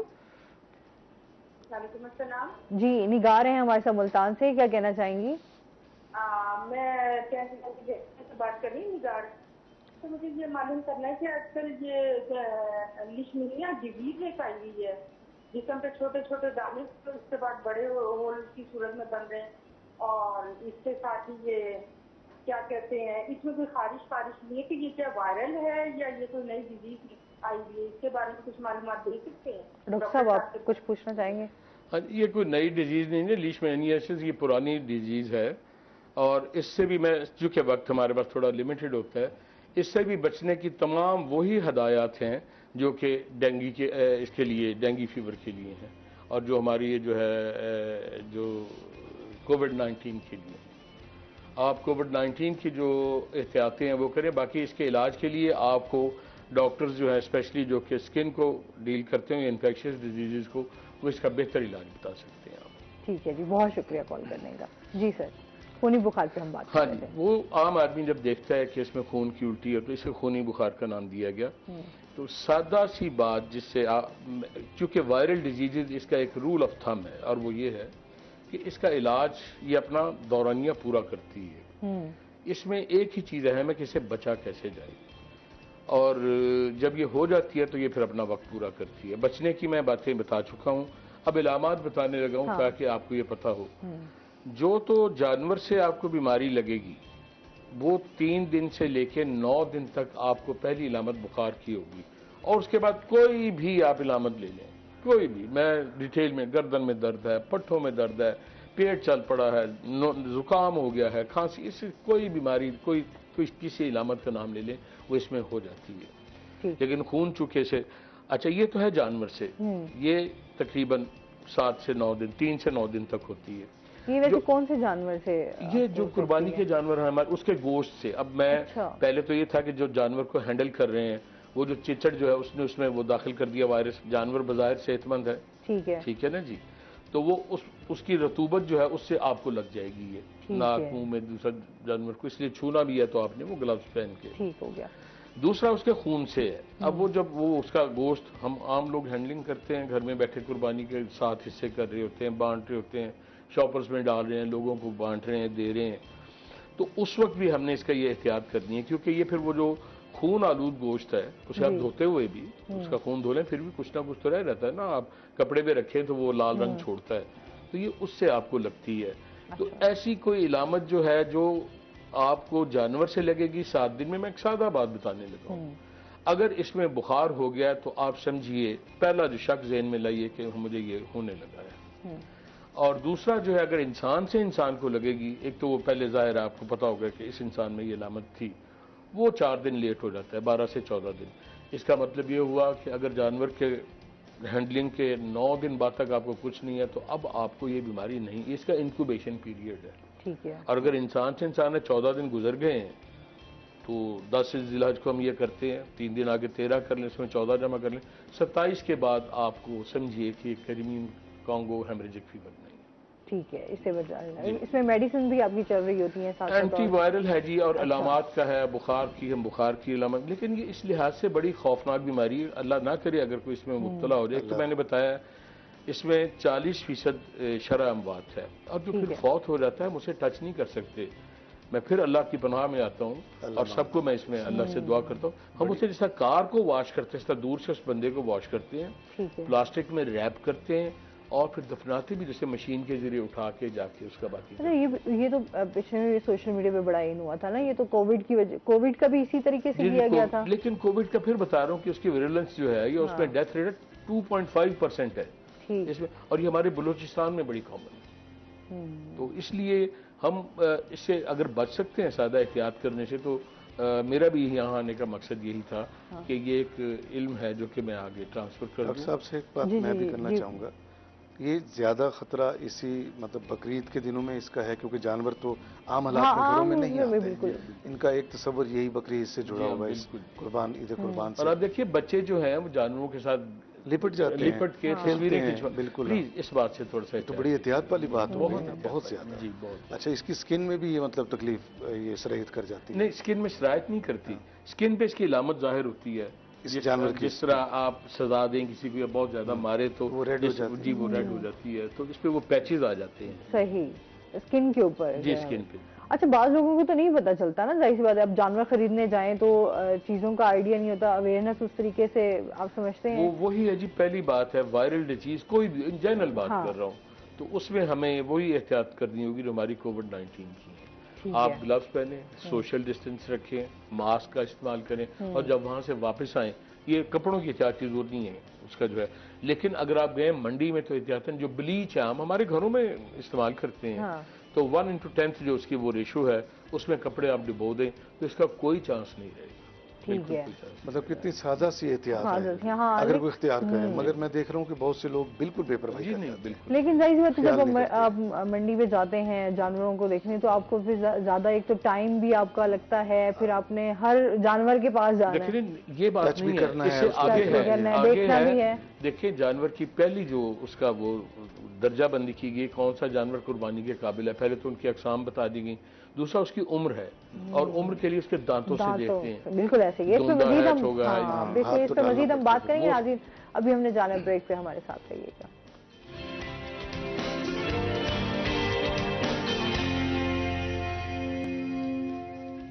ویلکم بیک ناظرین, روہی ایٹ 10 میں آپ کو خوش آمدید کہتے ہیں. اچھا سر, ہم جانوروں کی بات کر رہے تھے کہ ظاہر بات ہے جانوروں کو چیک کرنا, ان کو دیکھنا, پھر دیکھ بھال کے ہی کہ لے کر آتے ہیں نا کہ کوئی نقص نہ ہو. قربانی کا اصل مقصد بھی یہ ہے کہ آپ وہ جانور قربان کریں جو عیب سے پاک ہو. بالکل. تو اس میں بھی آپ کو یہ احتیاط جو ہے وہ کرنی چاہیے. دیکھیں نا آپ اس کا منہ کھول کے دیکھیں, عمر جو ہے کوئی سرٹیفکیٹ تو ہے نہیں, اس میں آپ ہمارے لفظ استعمال کرتے ہیں ان کو دیکھو ڈنڈا ہے کیا ہے, یہ 2 دانتوں والا ہے, تو وہ ایک خاص عمر ہے جس کے لیے وہ دیکھا جاتا ہے. تو منہ میں سیکریشنز تو ہیں, انہی سیکریشنز ڈاکٹر صاحب وہ گلوز جو ہیں اس سے احتیاط تو ہو جائے گی. جی بالکل ہو جائے گی. یہ جو پلاسٹک کے جو پہنے جاتے ہیں سادہ سی بات ہے, آج بھی وہ 30-40 روپے میں 100 والا ایک جانور چیک کریں پھر آپ کو چینج کرنا پڑے گا, ظاہر سی بات ہے. نہیں وہ اسی سے آئیڈیلی تو یہی ہے. دیکھیں ایک جانور سے دوسرے کو لگتی ہے تو وہ جو ہر جانور کو ہم جا کے دیکھ رہے ہیں تو ایک اس کا ویکٹر تو ہم بھی ہو گئے اسے پھیلانے والے. یہ بڑی اچھی بات کی آپ نے نشاندہی کی جو کہ میں نہیں بتا سکا اس میں. آئیڈیلی تو یہی ہے کہ آپ اسے دیکھیں اور اسے پھر ایک شاپر لیں اپنے پاس, اس میں رکھ لیں. بالفرض آپ نے 20 جانور دیکھے. کوئی مہنگا آئٹم نہیں ہے, 100 مل جاتے ہیں جی 30-40 روپے کے ساتھ لے کے چلے جائیں. بڑی زبردست احتیاط ہے, آپ خود کو بھی بچا رہے ہیں, جانور کو بھی بچا رہے ہیں. اچھا ہمیں یہ بتائیں, جس طرح میں بات کری تھی کہ ہم لوگ ادب سے بڑا دور جا رہے ہیں, پڑھنے پڑھانے ڈاکٹر صاحب تو کہتے ہیں بے ادب ہوتے جا رہے ہیں. تو اس میں آپ کیا سمجھتے ہیں کس طرح ہم ادب کو فروغ دے سکتے ہیں اور واپس جو ہے ان چیزوں کی طرف ہم لا سکتے ہیں کہ بکس پڑھی جائیں, نالج کی طرف جایا جائے؟ ہم ادب سے دور نہیں ہوئے, کتاب بھی ہم پڑھ رہے ہیں, لیکن ہم چلے گئے کمپیوٹر اور لیپ ٹاپ اور موبائلز کے اوپر. کتاب تو اپنی جگہ موجود ہے, کتابی شکل میں نہیں ہے, اب کتاب وہاں چلی گئی ہے. تو آج کا جو بچہ ہے, آج کا جو نوجوان ہے, جو بڑا ٹیلنٹڈ ہے, آپ کے تو خیر نہیں, میرے اور ڈاکٹر صاحب کے یا ہم سے بھی تھوڑی اوپر کے جو لوگ ہیں ان سے زیادہ ذہین ہے, کیونکہ اس کو بہت کچھ ملا ہے. ہمیں جو چیز سالوں سال تجربے کے بعد ملی ہے اسے وہ سیکنڈز اور منٹس کے اندر ملتی ہے. جسٹ ون ٹچ, ایک ٹچ کے اوپر سب کچھ پڑا ہے اس کو دیکھنے کے لیے. تو اس کو کتاب پینی کا شوق بھی موجود ہے, مگر کتاب اس کے ہاتھ میں, اس کا لیپ ٹاپ ہے, اس کا موبائل ہے, یا جو بھی اینڈرائڈ آج کل کی سہولیات ہیں وہ ان کے پاس موجود ہیں. باقی جس لٹریچر کی ہم بات کر رہے ہیں, ہماری جو نسل ہے وہ تو ابھی تک جڑی ہوئی ہے اس کے ساتھ. وہ تو محفل مشاعرے میں بھی آتے ہیں, تنقید بھی کرتے ہیں, ہمارے ناقدین بھی موجود ہیں. ہمارا ملتان تو خزینہ رکھتا ہے. یہاں تو وہ لوگ ہیں کہ جو پاکستان کے دنیا میں مانے جاتے ہیں. ڈاکٹر اسلم انصاری کوئی معمولی شخصیت ہے لٹریچر کی. عربی, فارسی, اردو, سنسکرت, ہندی, ہر طرح کی لینگویج پر ان کا عبور حاصل ہے. اور وہ 12,500 تو ڈاکٹر صاحب ان کے فارسی کے شعر ہیں, اشعار ہیں. 12,500 یہ کوئی معمولی بات ہے. میں نے بھی ایک فردوسی پہ پروگرام تھا, حضرت فردوسی پہ, یہ خانہ فرنگ ایران میں, تو انہوں نے وہاں لیکچر دیا تھا, تو آئی واز کنڈکٹنگ. تو تب مجھے فردوسی سے متاثر ہو کے لکھتے ہیں. جی بالکل. تو اسی طرح اقبال ارشد تھے ہمارے پاس ڈاکٹر امین ہے, شوکت مغل صاحب تھے جنہوں نے یہاں نقطیں ایجاد کی ہیں, نئی چیزیں. تو یہ کوئی معمولی لوگ نہیں ہیں. تو ہم ان لوگوں کے یہاں پرورش پائی ہے ہم لوگوں نے, اور جو ہماری نسل ہمارے ساتھ جڑی ہوئی ہے. چلے میں کہتا ہوں جس گھر میں کتاب کا آنا جانا ہے بہت کم ہے, تھوڑی لائبریریز ہوتی ہیں گھروں میں. میرے یہاں بھی 3 شیلف موجود ہیں. میرے بچے دیکھتے تو ہیں, پتہ تو ہے کتاب بھی کوئی چیز ہے. کتاب کے بارے میں ایک دلچسپ بات آپ کو بتاتا ہوں. کالر ہے ہمارے ساتھ. السلام علیکم. ہیلو, السلام علیکم. وعلیکم السلام. مشال ہیں لاہور سے, کیا کہنا چاہیں گی؟ میں کہنا چاہوں گا کہ یہ کتابیں نہیں ہیں. جی کتابیں یہ ہماری زندگی کا ایک بہت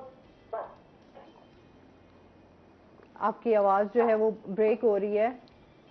میں عوام کو پیغام دینا چاہوں گا. اچھا چاہوں گا. مشال آجا آپ. وہ تو پہلے بھی میں نے اندازہ کر لیا. میں سمجھی کہ آپ لڑکی ہیں. جی جی عوام کو پیغام دینا چاہوں گا. کیا پیغام دینا چاہیں گے بتائیں. کہ آپ زیادہ سے زیادہ کتابیں پڑھیں. ٹھیک ہے جی, بہت شکریہ کال کرنے کا. میں ایک دلچسپ واقعہ آپ کو, میں آذربائیجان گیا جی, وہاں ایک شخص سے میری ملاقات ہوئی تو مجھے وہاں سے پھر عمرہ پہ جانا تھا, تو میرے پاؤں کو چومنا شروع ہو گیا. میں نے کہا یہ کیا بات ہوئی؟ کہنے لگا آپ نے مقامات مقدسہ پہ جانا ہے اس لیے, تو آپ میرا ایک کام کر سکتے ہیں. میں نے پوچھا کیا؟ وہ کہنے لگے کہ مجھے قرآن کریم کا نسخہ بھیج سکتے ہیں. وجہ یہ کہ اس ملک کی قانون کے مطابق آپ مساجد میں جا کے قرآن کریم کو پڑھ سکتے ہیں, اپنے گھر میں جرم ہے وہاں. اچھا میں تھوڑا سا اس سے, چونکہ وہ میرے ساتھ ڈرائیور تھا, اور میں نے کہا یار بات یہ ہے کہ تم کیا کارروائی ڈال رہے ہو, ہر چیز موجود ہے, آپ نیٹ پہ چلے جائیں. تو کہنے لگا تمہارے کوئی بچے ہیں؟ میں نے کہا ہاں ہیں. کہتا اس کی تصویر دکھاؤ. میں نے دکھائی. کہتا بچے کو جب گود میں لیتے ہو, چھوتے ہو, وہ احساس یہ احساس ایک برابر ہے. کیا بات ہے, یہ بہت گہری بات تھی. تو آنے کے بعد پہلا کام میں نے کیا کہ پھر میں نے ایک دوست کے ہاتھوں جو کہ جا رہے تھے, قرآن کریم کا نسخہ اسے بھجوایا. یہ کتاب جو ہے جی, اس کا لمس جو ہے نا جی, اسے آپ ریپلیس نہیں کر سکتے آڈیو ویژول سے. آپ نے کتاب کے صفحے کی خوشبو سونگھی ہے؟ جی ہاں, کتنا لطف آتا ہے اس کو. بالکل اس کے صفحے کو ٹچ کر کے جو احساس ملتا ہے, جو اس پر لفظ ہیں, ان لفظوں میں آپ خوشبو اسے بیان نہیں کر سکتے. نہیں کر سکتے. نہیں بیان کر سکتے. آپ یہ صرف ہواؤں میں نہیں رکھ سکتے ان باتوں کو. بالکل ایسے ہی ہے. ظاہر سی بات ہے جتنا ہم, اچھا آپ کیا سمجھتے ہیں ٹیچرز کس طرح رول پلے کر سکتے ہیں؟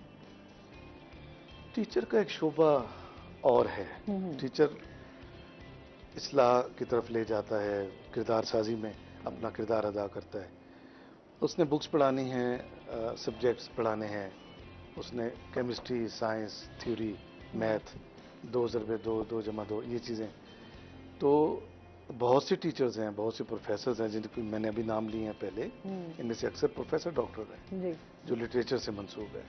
تو وہ اپنے اسکول ڈیوٹیز کے بعد اپنی کالج ادارے سے منسلک جہاں وہ ہیں, جو ان کا اگلا وقت ہے, بعد کا وقت, وہ اپنے لٹریچر کے ساتھ منسوب کرتے ہیں.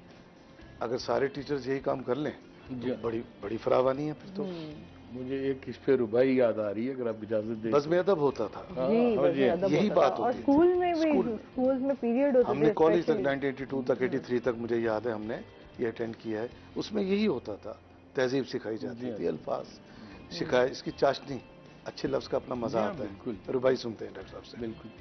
یہ میں شاید پہلے, لیکن میری یہ خواہش ہوتی ہے کہ یہ لوگ اسے نہ صرف یاد سنیں بلکہ اسے سمجھیں بھی, کہ سنو ہمدم بہت سی ڈگریاں لے کر اکٹھا کر کے اتنا علم دامن میں, ہنر پر دسترس پا کر. سنو ہمدم بہت سی ڈگریاں لے کر اکٹھا کر کے اتنا علم دامن میں, ہنر پر دسترس پا کر, نصاب چاہتے عشق کے چھلکتے لفظ آنکھوں سے, پڑھنے سے اگر قاصر ہو تو ان پڑھ. کیونکہ ٹاپک اس طرح کے ڈاکٹر صاحب بھی جو ہیں وہ فل انوالوڈ ہیں چیزوں کو لے کر. ہاں, وہ ایک دم سے اس طرف آ گئے. اچھا سر, جس طرح ابھی بہت ساری ہم ڈیزیز اور بھی دیکھ رہے ہیں, بچوں میں آپ کیا دیکھ رہے ہیں, کون سی بیماریاں ہیں؟ اچھا, یہ اچھا سوال ہے اس لحاظ سے کہ موسم جو ہے جی, اس میں ٹیمپریچر تو کم ہو گیا ہے لیکن تپش زیادہ ہو گئی ہے. اس کی ایک وجہ جو ہے وہ فضا میں جو نمی جو ہے, اگر آپ تھوڑی سی اس کی مثال میں ایسے دے سکوں کہ آپ جو عام ہنڈیا پکاتے ہیں, یا چلیں آگ کا انگارہ آپ ہاتھ میں اٹھا کے نا, بعض اوقات جو باربیکیو کرتے ہیں اٹھا کے پرے رکھ دیتے ہیں, کچھ نہیں ہوتا. لیکن اگر پریشر کوکر کی جو سٹیم نکل رہی ہے اس کے اوپر سے یوں ہاتھ سیکنڈ کے 5ویں حصے کے تو آپ کے آبلے پڑ جاتے ہیں. ہوتا یہ ہے کہ جو سٹیم ہے یہ پینیٹریشن پاور ہے اس میں, اور یہ 20 گنا زیادہ ہے. اسی لیے جو ہم اپنے طبی آلات جو ہیں ان کی جو سٹرلائزیشن کرتے ہیں جراثیم کو مارنے کے لیے, تو وہ ہم سٹیم کے ذریعے کرتے ہیں. وہ ڈرائی ہیٹ سے 20 گنا زیادہ افیکٹو ہوتی ہے. تو جب یہ فضا میں رطوبت آ جاتی ہے تو یہ گرمی زیادہ خطرناک ہو جاتی ہے. اور اس کی وجہ سے ایک لفظ آپ نے ہیٹ سٹروک سنا ہوگا, وہ ڈائریکٹ سن لائٹ کے ساتھ ہے. یہ ہیٹ ایگزاشن ہو جاتی ہے. یہ عموماً عام خواتین جو کہ چولہے پہ کام کرتی ہیں وہ کہتی ہیں بہت سستی ہوگی, اس کے بعد گر جاتی ہیں. یا کام کرنے کو دل نہیں کر رہا ہوتا، تو ایکسیسو سویٹنگ سے جسم کے نمکیات ضائع ہو جاتے ہیں۔ یہی حال بچوں کا ہے۔ بچوں کا سرفیس ایریا، باڈی جلد جو ہے وہ بہت کم ہوتا ہے بندوں کی نسبت، اور وہ بہت جلدی متاثر بھی ہوتے ہیں۔ اس موسم میں 2-3 چیزوں سے بچانا چاہیے۔ ایسی کوئی بھی بیماری جو کہ ان کے جسم میں کمی کا باعث بن سکے، جیسے الٹیاں، قے، متلی اور ساتھ پخانے، تو اس سے بچنے کا بڑا آسان طریقہ ہے مکھی مچھر سے بچائیے، انہیں دھوپ میں نکلنے سے بچائیے، اور ممکنہ ٹھنڈی جگہ پہ رکھیں۔ باقی تو بہت ساری بیماریاں ہیں، اور اگر آپ سمجھیے کہ اس میں وہ بچے کی حالت نہیں سنبھل رہی اور 3-4 سے زیادہ پخانے آ گئے ہیں، تو میں چلڈرن اسپتال میں رہا ہوں، الحمدللہ اس وقت بھی اس کے آئی سی یو سمیت ملتان میں نمبر 1 ہے جی۔ پرائیویٹ سیکٹر کو بھی شامل کر لیں تب بھی وہ نمبر 1 ہے۔ تو وہاں جائیں، وہاں آپ دکھائیں اور وہاں سے رائے لیں آپ۔ اچھا، بچوں کا واقعی نا بڑی کیئر کرنی پڑتی ہے۔ گرمیاں آپ کو پتہ ہے ملتان کی گرمیاں تو ویسے بڑی مشہور ہیں۔ بچے انکنٹرولبل ہوتے ہیں، ان گائیڈڈ میزائل ہوتے ہیں۔ ایسے ہی ہے، بچوں کا نا بڑا ایک توجہ مانگ رہے ہوتے ہیں ان کا کیا، اور پھر اسکول کی چھٹیاں ہوں تو پھر ویسے ہی وہ تو آزاد ہو جاتے ہیں نا، کب چل جائیں کہاں جائیں، احتیاط بہت ضروری ہے۔ اچھا سر، جس طرح بچوں میں ہیں تو پھر بڑوں میں بھی اس طرح کی بیماریاں ہم دیکھ رہے ہیں نا، بڑوں میں بھی ہیں گرمی کی وجہ سے، جو ان کو کیا احتیاط کرنی چاہیے، کس طرح وہ لوگ جو کہ چونکہ ہمارا غریب ملک ہے، غریب میں اس سینس میں نہیں کہہ رہا، وسائل، قدرتی وسائل سے ہم مالا مال ہیں، ہماری پالیسیز ہیں، میں اس طرف جانا نہیں چاہتا۔ میں کسی آدمی کی جو پرچیزنگ پاور پیریٹی ایک لفظ ہے، وہ ہماری کم ہے کافی زیادہ، تو لوگ محنت مشقت کرتے ہیں، تو میری ان سے یہ گزارش ہے کہ گرم موسم میں اپنی گردن کا یہ والا حصہ اور سر اسے ڈھانپ کے رکھیں، اور اگر ممکن ہو تو آپ چھاؤں میں اپنے آپ کو رکھیں، اور ورنہ مجبوری ہے باہر تو اسے ڈھانپ کے رکھیں۔ ڈائریکٹ سن لائٹ، جو آپ کا پسینہ نکلے گا نا، آپ کا ایک فضا میں رطوبت ہے، وہ جو نکلے گا وہ اگر اس کپڑے کو گیلا کرتا تو وہ ٹھنڈک کا باعث بنے گا۔ جس طرح عرب کے ریگستان میں آپ یہ دیکھیں، وہ موٹا کمبل ٹائپ کپڑا لے کے وہ اونٹوں پر جاتے ہیں، اور اس کے اندر جتنا پسینے میں نہائے ہوئے ہوتے ہیں، وہ کھجوریں کھاتے ہیں، اس میں پوٹیشیم ہے، وہ آپ کے جو نمکیات ضائع ہوتے ہیں اسے وہ کنزرو کر لیتے ہیں۔ تو دھوپ سے اپنے آپ کو بچائیں، بازاری چیزوں سے پرہیز کریں۔ اور یہ میں ایک اور چیز جو آگے دیکھ رہا ہوں یہ کہ آپ کی، چونکہ میں نے آپ کو اس سے پہلے گفتگو ہو رہی تھی، میں نے ایک کتاب بھی لکھی ہے ویسٹ مینجمنٹ پہ ہیلتھ کیئر سیکٹر میں، تو وہ جو سالڈ ویسٹ مینجمنٹ ہے ہمارا بڑا افیکٹو ہے ملتان میں، 4-5 سال سے بہت زیادہ۔ وہ جو آلائش ہم باہر پھینکتے ہیں تو اس سے مکھیاں جو ہے نا جی، وہ اس چیز کا بہت بڑا باعث بنتی ہیں۔ اور مجھے یاد ہے ہمارے ایک عزیز آئے انگلینڈ سے، تو ان بچوں نے پہلی دفعہ دیکھے تو آپس سے کھیلتے ہوئے ادھر آنی کی دیکھ کنیاں سپیڈر آنے تھے۔ تو بچے جو معصوم ہیں انہیں تو کھیلنے کے لیے ایک چیز چاہیے، تو انہیں اس سے، اور بڑے جو ہیں وہ اپنے آپ سے گرمی اور بازاری چیزیں جو ہیں اس سے پرہیز کریں۔ اچھا، جس طرح ابھی موسم ہے اس میں آپ کو کس طرح کی غذا استعمال کرنی چاہیے؟ ایک تو ہم آ جاتے ہیں، ایک تو تازہ چیز جو ہے، روٹی تو چونکہ پک جاتی ہے تو اس میں وہ جراثیم مر جاتے ہیں۔ ہمارا سالن بھی جو ہے وہ بھی ایسا ہے کہ ہم جیسے کہتے ہیں نا، پون کے ہانڈی نو پاگا مروڑی بن جائے تو پھر کھانے ہیں، تو اس میں بھی اس لحاظ سے غذائیت ضائع ہوتی ہے لیکن جراثیم مر جاتے ہیں۔ ہم بوائلڈ آئٹم کی طرف تو جاتے نہیں ہیں نا۔ اچھا، یہ ہمارے لیے بلیسنگ بھی ہے، اب اتنے صاف لوگ نہیں ہیں، اس لیے وہ بزرگوں نے جو سارا کیا ہوا ہے۔ بچہ اس طرح جیسے جا سکتا ہے ان چیزوں سے کہ ہم ایک تو تازہ پکا ہوا کھائیں، اور اگر ہم نے اسے پرزرو کیا تو صحیح طریقے سے کور کر کے پرزرو کریں، اور جب دوبارہ استعمال کرنا ہے تو ایک دفعہ میں استعمال سے مائکرو ویو اوون اب ہر کسی کے پاس ہے، اور یہ پروون ہے، میں یہ پڑھی لکھی بات کر رہا ہوں۔ لوگوں نے کہا یہ ختم ہو جائیں گے جی، جرمنی میں ضائع کر دیجیے، آپ مختلف ویب سائٹس ہیں وہاں جا کے دیکھیں۔ یہ لوگ کہتے ہیں انفارمیشن کا، میں کہتا ہوں یہ ڈس انفارمیشن کا دور ہے۔ ٹھیک ہے، اس پہ مزید ہم بات کریں گے ناظرین، ابھی ہم بریک پہ ہمارے ساتھ رہیے گا۔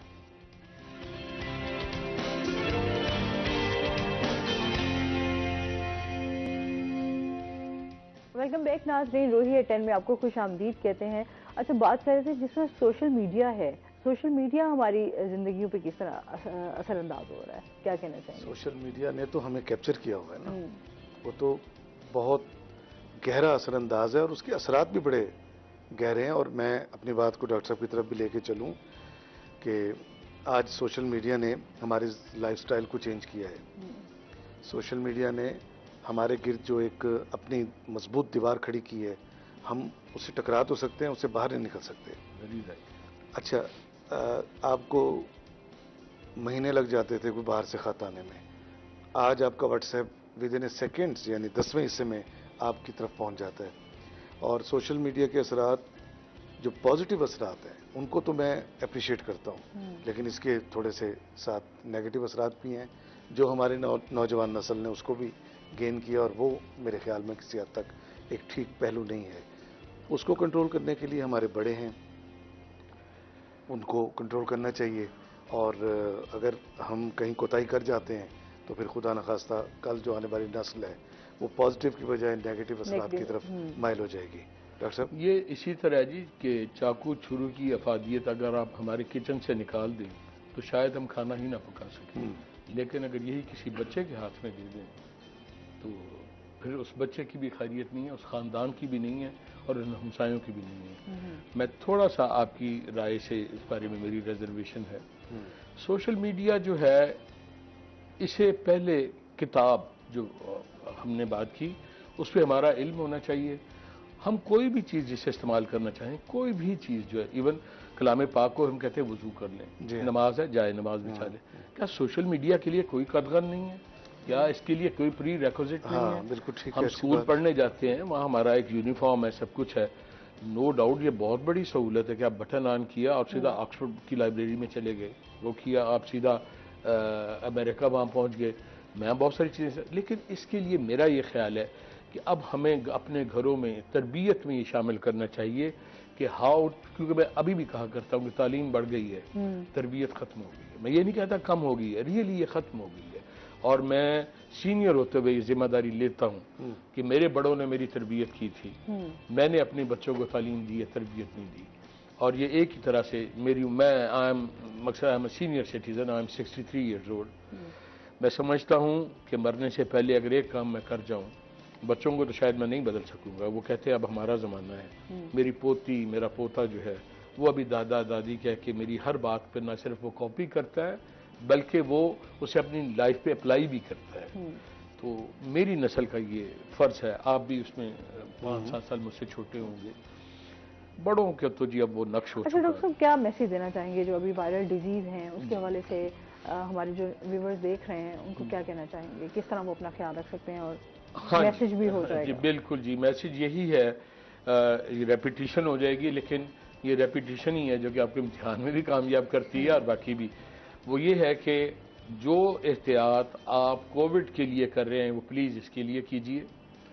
قربانی کا گوشت جو ہے اسے جب بانٹنا ہے آپ نے تو اس کے لیے آپ کو یہ کرنا ہوگا کہ گلوز چڑھائیں گے اور باقی چیزیں جو ہے وہ آپ ٹوٹل, اور جب وہ آپ بانٹ چکے ہیں تو جو آپ کے کپڑے ہیں وہ بلیچ میں ڈالیں گے اور اپنے وہ گلوز جو ہے وہ صحیح جگہ پہ تلف کریں گے اور تازہ پکا کے کھائیں گے. اور اگر اسے گرم کرنا ہے تو یہ یاد رکھیے ایک دفعہ سے زیادہ گرم نہیں کرنا. سے آپ نے 2 کلو پکا ہوا سالن رکھ لیا, زیادہ پکتا ہے قربانی تو اتنا نکال کے گرم کیجئے جو آپ کو کھانا ہے اور باقی نہ. ٹھیک ہے, بہت شکریہ سر, آپ کو بھی بہت شکریہ. کوئی میسیج دینا چاہیں گے؟ جی میسیج میں بالکل دوں گا. میں یہ چاہتا ہوں کہ جو ہماری نوجوان نسل ہے وہ اپنی دوستی کتاب سے کر لے. اپنی دوستی, ان کی جو یہ کتاب سے دوستی ہے وہ آنے والی نسل میں جب وہ ہماری عمر میں آتے ہیں یہ ان کے کام آئے گی.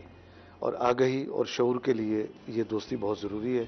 اور صرف نیٹ کے اوپر ہی اپنے آپ کو محدود نہ رکھیں بلکہ کتاب کی خوشبو سے اپنے آپ کو مہکائیں تو انشاءاللہ ان کی زندگی بہت سنور سکتی ہے. بہت شکریہ آپ کا, آپ دونوں گیسٹ کا بہت شکریہ. اس کے ساتھ ہی ناظرین آج کا پروگرام یہیں پہ ختم ہوا. اپنا بہت سارا خیال رکھیے گا, دعاؤں میں یاد رکھیے گا. انشاءاللہ زندگی نے ساتھ دیا تو صبح آپ سے پھر ملاقات ہوگی. اللہ حافظ.